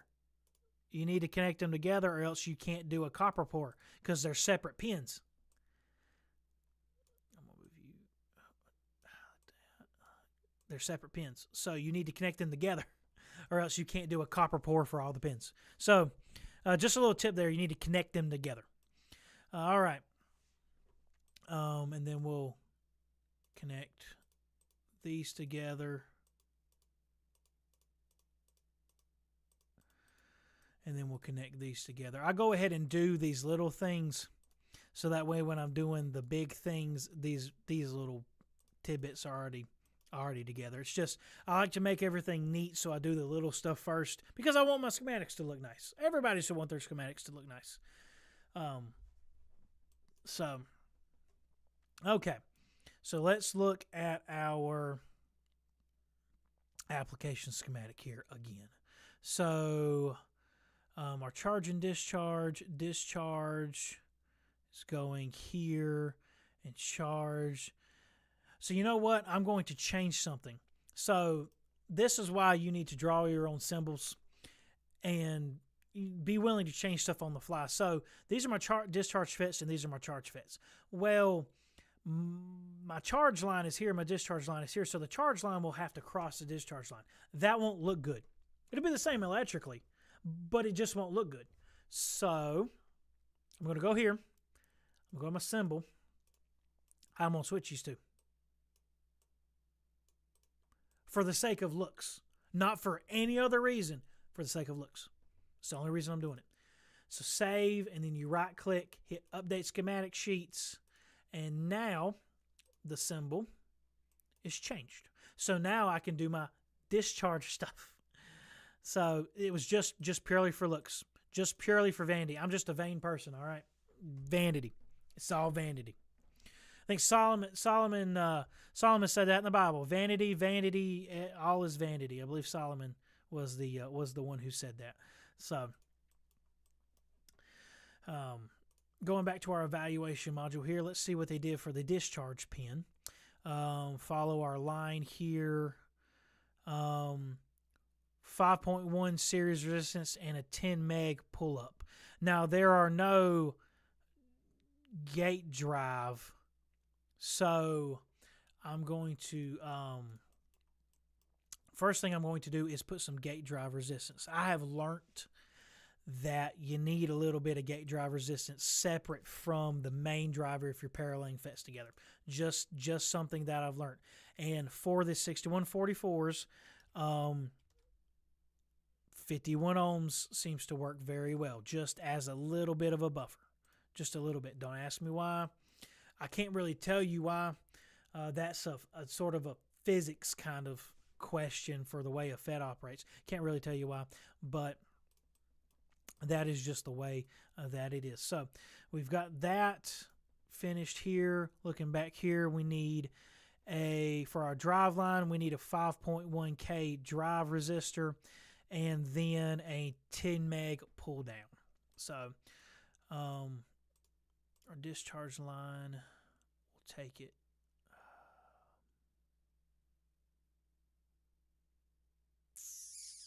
Do I want to... I was debating on whether to make this a flag or whether to make this... This needs to be moved down. This whole thing needs to be moved down. So that way my main power can come directly across here. Yeah, I guess that don't look bad. And then I'll put my 1 meg right here. So I've already got a 1 meg. So I went ahead and put a bunch of default values in here. 1 meg was one of those. 100K, 1 meg, 10K, all of those. So that doesn't look bad at all. I'm happy with that. That doesn't look bad. However, I need my 5.1K series resistor. So let me get that here. Again, I apologize if this is boring. This is just design. This is just the way it is. So also I use Yago part numbers just because I can remember them easy and I can manipulate them if I need to. So I'm just looking for whatever the Yago part number is here, the RC0603 part number is. And I don't see one. That's interesting. Oh, I didn't do the rest of it. My bad. I'm looking for RC0603. That's what I'm looking for. Ah, here it is, RC0603. That series, FR. That series is what I'm looking for. And the reason I use Yago part numbers is again, I can just remember what the SKU number needs to be. There is no, that doesn't seem to be a very common part number. It's fine. So for, I'm not in the schematic. You have to be in the schematic window to import it. If I was designing this for production, I would be very cautious about that. So nobody has any stock of it. You need to pick something else. Just for this prototyping and this BMS, it's just a one-off. I'm not going to worry about it too much. But if you were going to be designing for production, you need to make sure that you pick a resistor that's widely available. All right, so that'll be our 5.1K series resistor here, just like that. All right, now let's do our charge circuit. So we're going to bring this line over here. All right, so the charge circuit had a bunch of funky stuff in it. So let's see what all we've got to do in the charge circuit. We've got a diode, 5.1K drive, 1 meg, 3 meg, a 16 volt Zener. However, I'm not so sure about the 16 volt Zener, because if I've got a 21 volt pack and it's just passing through the voltage, so I'll have to see about the 16 volt Zener. I will put it in because that's what's in the evaluation module, but that may need to go up to like a 20 volt Zener. That may need to. So I already have a diode, so I need a Zener and a 3.3 meg. So let's go ahead and do the 1 meg. Then I've got the 5.1K drive resistor, and then my gate resistors.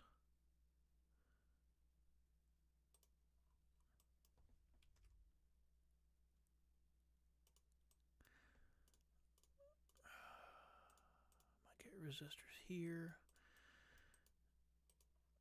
and then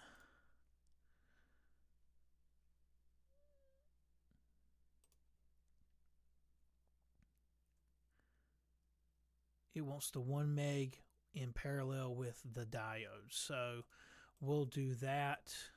So 5.1K to the 1 meg with a diode. I'm just going to use a 1N4148. What's its voltage rating? Its voltage rating is 75 volts. That should be plenty for this application.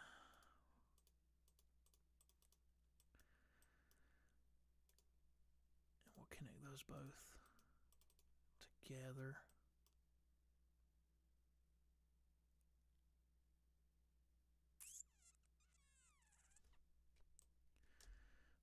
Do this. Then we'll just delete that.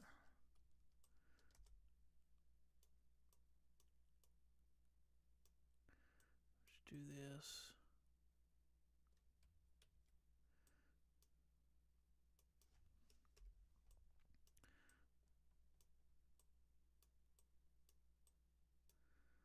And this.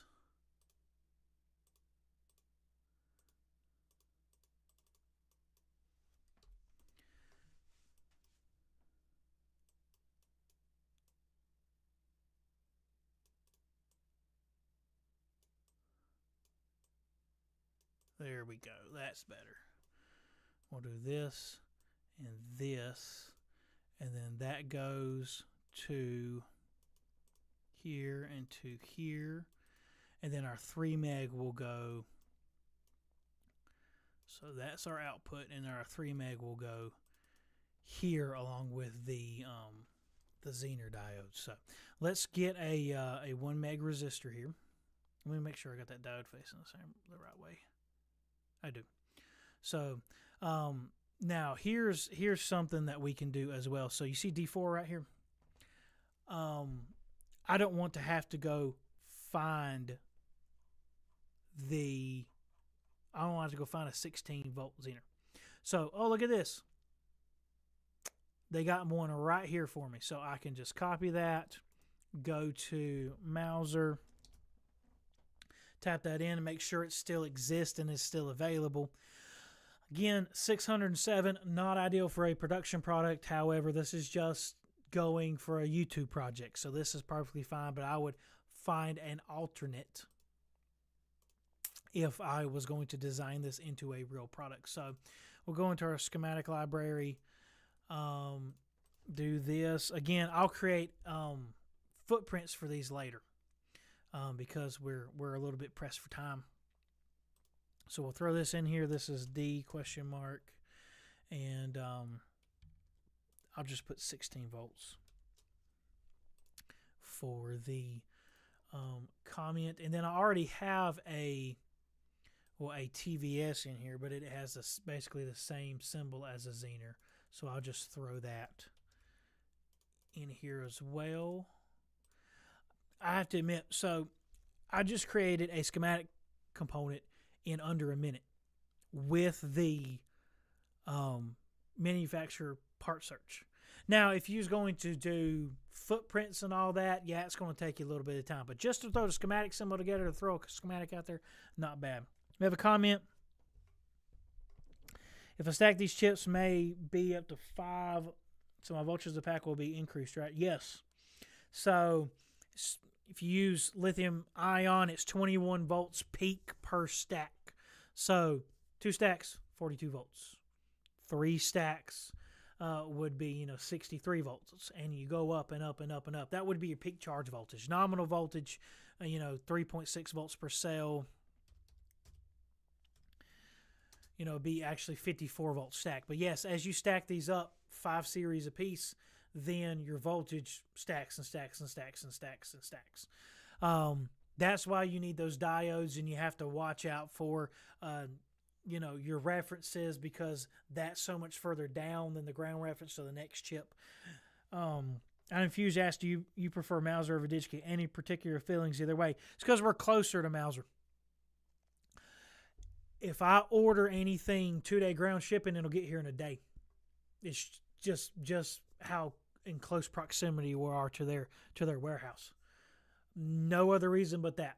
Digikey will take 3 to 4 days, unless you want to pay for the expedited shipping. With Mauser, I don't have to pay for the expedited shipping. It gets here 1 to 2 days anyway, whether I pay for 2-day shipping or not. It gets here 1 to 2 days anyway. So same thing with McMaster Car. We're so close to the McMaster Car, the mechanical supplier warehouse. They supply nuts and bolts and things, that anything gets here in a day or two, anything that we order. So I've picked them because they're just in close proximity. So no other reason but their proximity to us. So that's why I just picked Mauser components.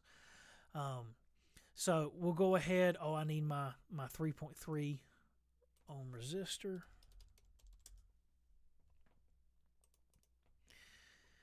So let's do 3.3 mega ohms. Well, let's do 3 mega ohms because that's what they used in the evaluation module. We'll use 3 mega ohms. 0603, apply filters.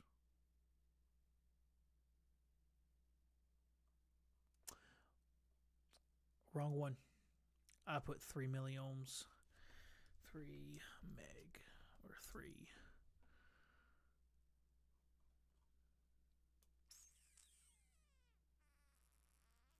There we go. 3 mega ohms. 1%. 0603. The RC0603FR part number. The A is the automotive. The AC is automotive. They're a little more expensive. Copy that. We'll go manufacturer part search. Control V. Mauser. Import that. question mark. This is 3.1, or this is 3 meg. Hide this.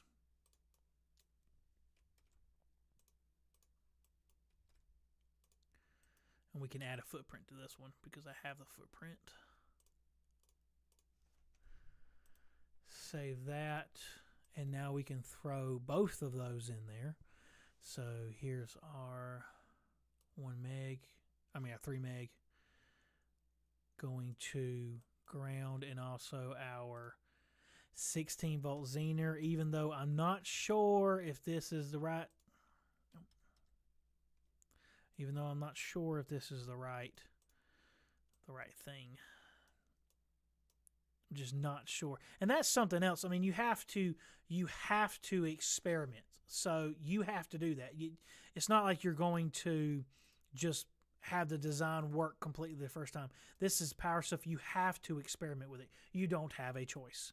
You're going to have to, is this going to work? Is this not going to work? What does this do? What does that do? You have to try all these things out. So make sure. Does it work or not? I don't like this. That looks stupid. How and why do you choose the sizes like Y0603? Oh, because it's the smallest size I can hand solder. I can't hand solder 0402. I just cannot. A 603, 0805 on up, you can hand solder those. I cannot hand solder an 0402 very well. Plus, none of our designs are, I guess you would say, size constraint type of designs. And BMS chips, you don't have a lot of resistors, you don't have a lot of capacitors. And so a 603 is just fine. But the practical reason is it's the smallest size I can hand solder easily. A 402, I can struggle with it. But a 603, I can hand solder that just fine. What does R question mark, Q question mark, and C question mark mean? So those are designators.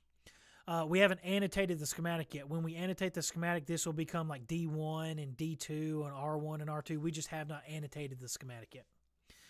And we will do that. We will do that in a little bit later. But I do not like this. I'm going to change this right here. So what I'm going to do is I'm going to delete this, and I'm going to move you like this. And then I'm going to take you and put you like this. Actually, no, I think I'll...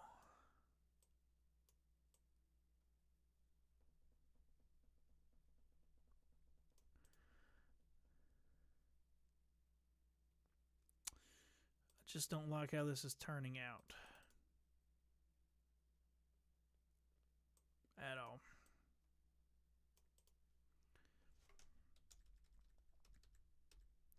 Well, we'll just leave it like that for right now. We'll see how it turns out. But I just do not like how it's turning out right now. Go ahead and rename this to pack minus.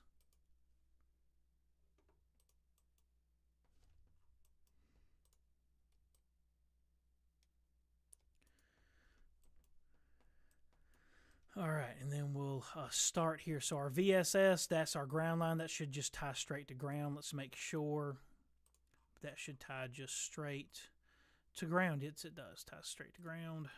Battery ground, not your pack minus. Load detection, that will tie to our pack minus. We'll use the value that's found in the evaluation module.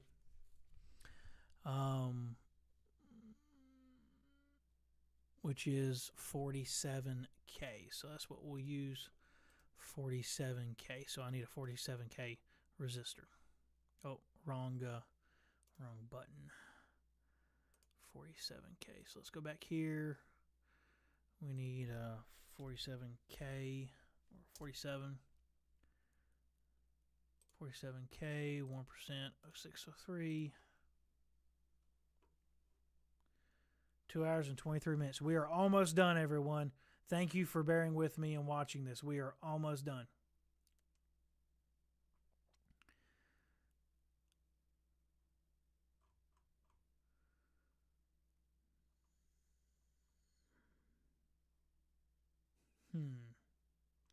Doesn't seem to be the... there she is. All right. Go back here. Library.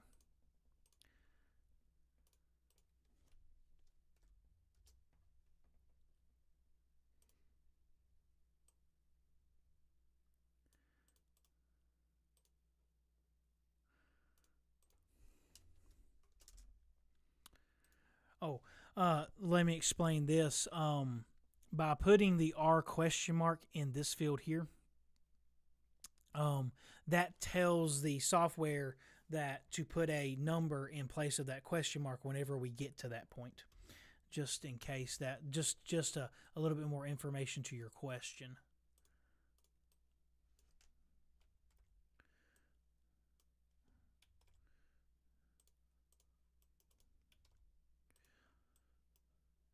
This is taking a good long while, but I hope everyone is learning some stuff.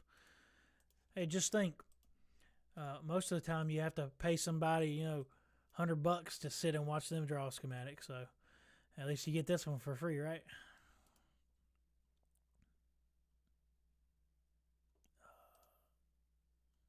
That's a 40. Is that the 47? Yes, it is. So we'll put that here. And my load line, come across and go directly like that. That's probably not going to work. We'll probably just take it down best we can. Just like that. Okay. And then to our system present line, that will go, what does our pull-up resistor need to be? I think it needs to be like 1K probably. Oh, it has it as 10K. Okay, well, we use 10K. Usually I use 1K in the smart designs, but we use 10K. So we will put our 10K resistor here.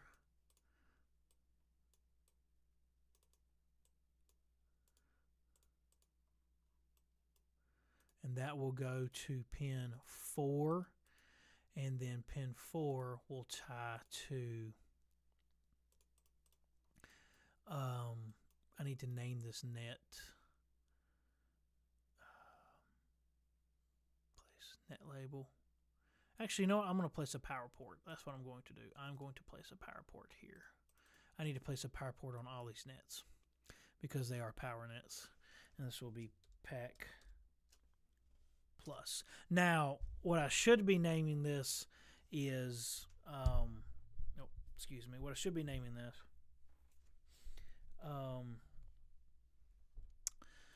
is like pack_P, because that's what IPC would make you do it, or it would be, well, I don't know how you do split rails. I don't remember how you do split rails, but anyway. Well, thank you, Adam, for that comment. Thank you very much. That's very encouraging. So we'll do that to pack plus because we want to put a switch from this connector outside on the plastics of the battery pack somewhere so we can turn the battery pack on and off, so it won't be draining.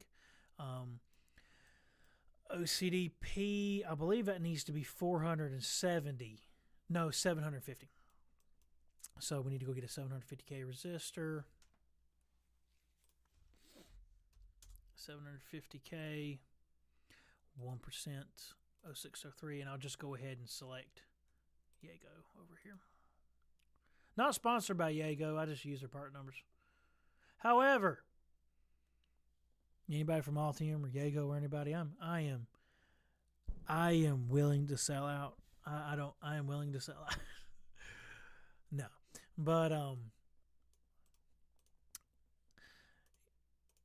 always thought it'd be cool to get, sponsorship deals and stuff like that. Eventually, which work, PTI, they sponsor all of my videos. They're paying for, all the supplies and stuff to build these BMSs and stuff. And, that goes to, you ought to pick an employer who's going to invest in you. So, you work for these,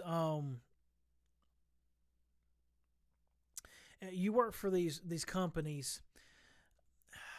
that are just big corporations, and all you are is a number to them. I recently did some training, some IPC training, and it was just a bunch of young engineers fresh out of college working for a big a big company. It was an aircraft company. I don't remember which one it was, but it was an aircraft company, and they were just being herded through. They just have a constant rotation of them because they're constantly going through staff, and it's because they're just numbers. They don't care about them. If you quit, we'll just get another engineer. If you quit, we'll just do this, and you don't have a company that is willing to invest in you and to try to help you move along, then you're never going to grow. Sure, you might make more money, but is it worth the stress and the anxiety you're going to have all of the time because you know that your company doesn't care about you and all they're doing is just running you ragged and running you into the ground? Is that really what you want? So you really have to consider those things when you go to get a to get a position. I don't remember which one of these was the 7750. So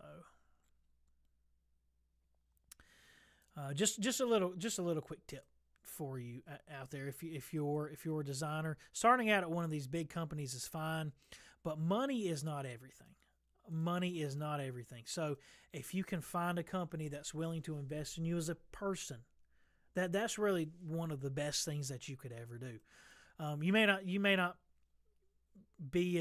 have as much prestige and make all the money you can, but being able to not have a manager calling you constantly, why ain't you got this done? To not have people breathing down your back, to not have to deal with a toxic work environment. Those are worth something, especially if you have a family. Especially if you have a life outside of work, those are worth something, worth a whole lot.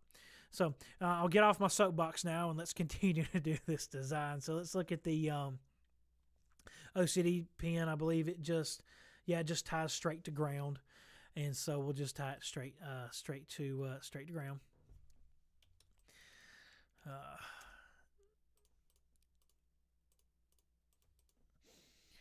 Larry asks, I know you probably won't for the sake of time for live stream, but will you add test points before layout? Yes, I will. And Larry Norman, he commented he is one of the engineers at PTI. He is one of our senior engineers here at PTI, and he does managing day to day and does a lot of our mechanical stuff and He's been in the industry for a very long time, a very smart man.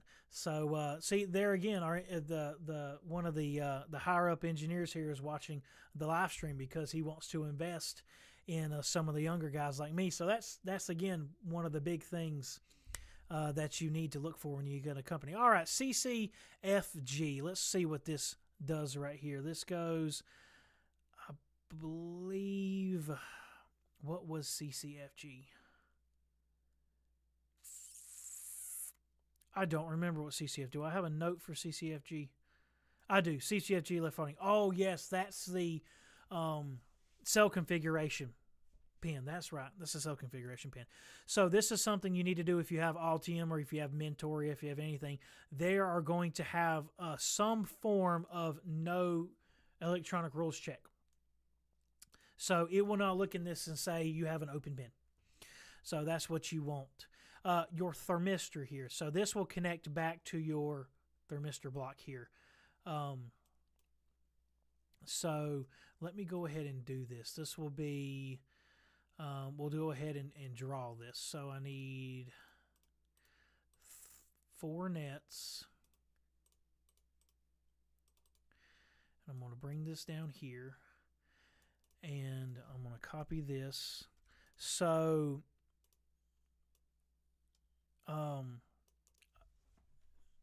this chip and a charger chip measures the thermistor in reference to ground. It's not differential. It measures in reference to ground. So I'm going to take 2 of these and ground them. And then I'm going to take 2 more and I'm going to put net labels because I don't actually have any physical thermistors on this board. They're all going to be off-board wire 103 AT thermistors.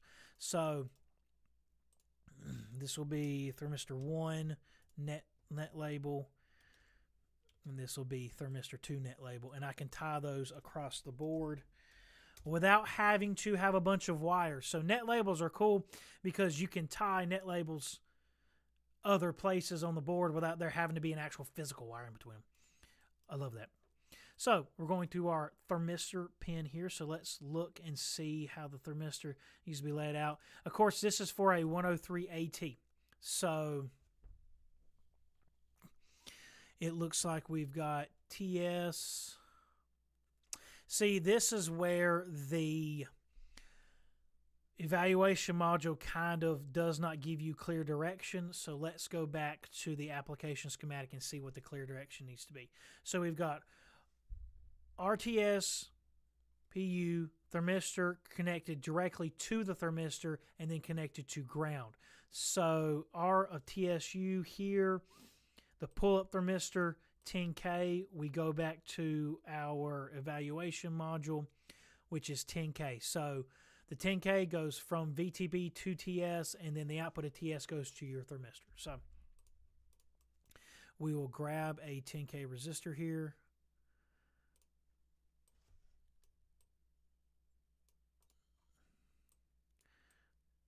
Oh, grab the wrong one.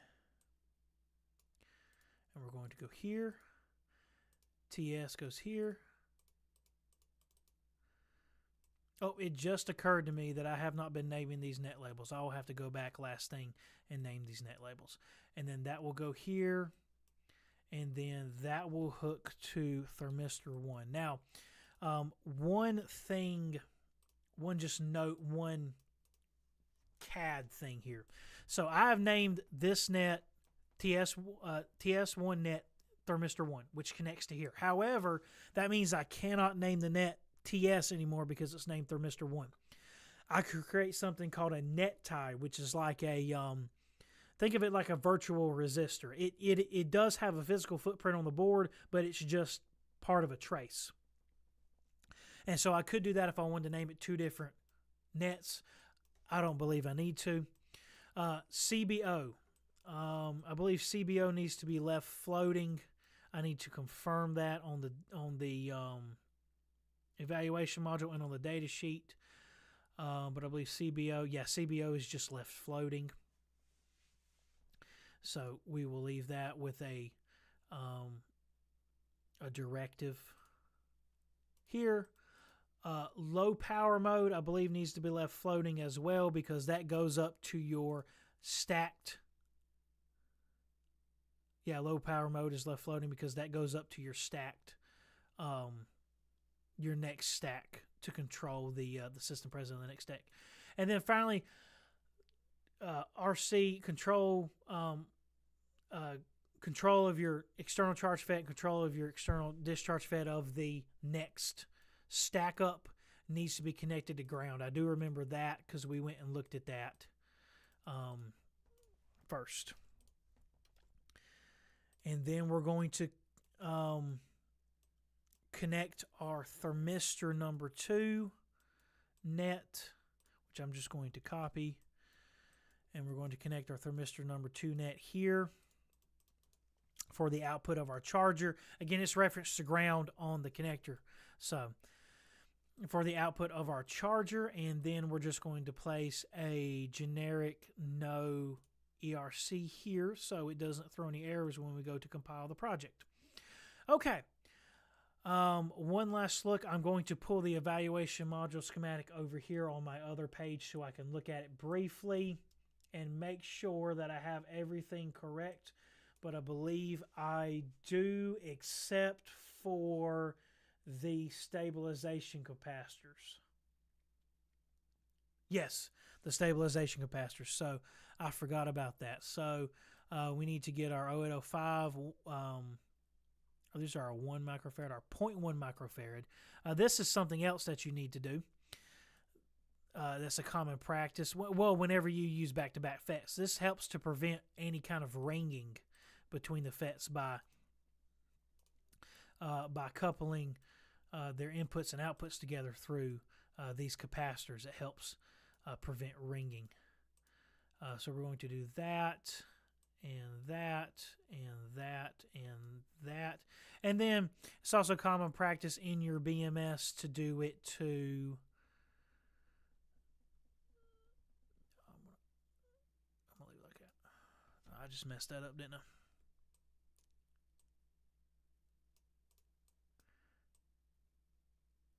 Why isn't it moving the wire? It's a great software and it wants to be. I'm going to flip that. Put that there. Okay, we also need to take two of these and put them between the outputs as well. Just to help in the stabilization. Really, what's 0.1 microfarad going to do? Not a whole lot. But it'll help. You know, just a little bit. But it's not going to do a whole lot. And there we go, ladies and gentlemen. I do believe that we are finished with this schematic. 2 hours and 40 minutes later. So we're going to annotate it. I'm just going to do the lazy way. So when you hit annotate schematics, it gives you this whole thing, what you want to change and all of that, and what do you want to update and all of those kind of things.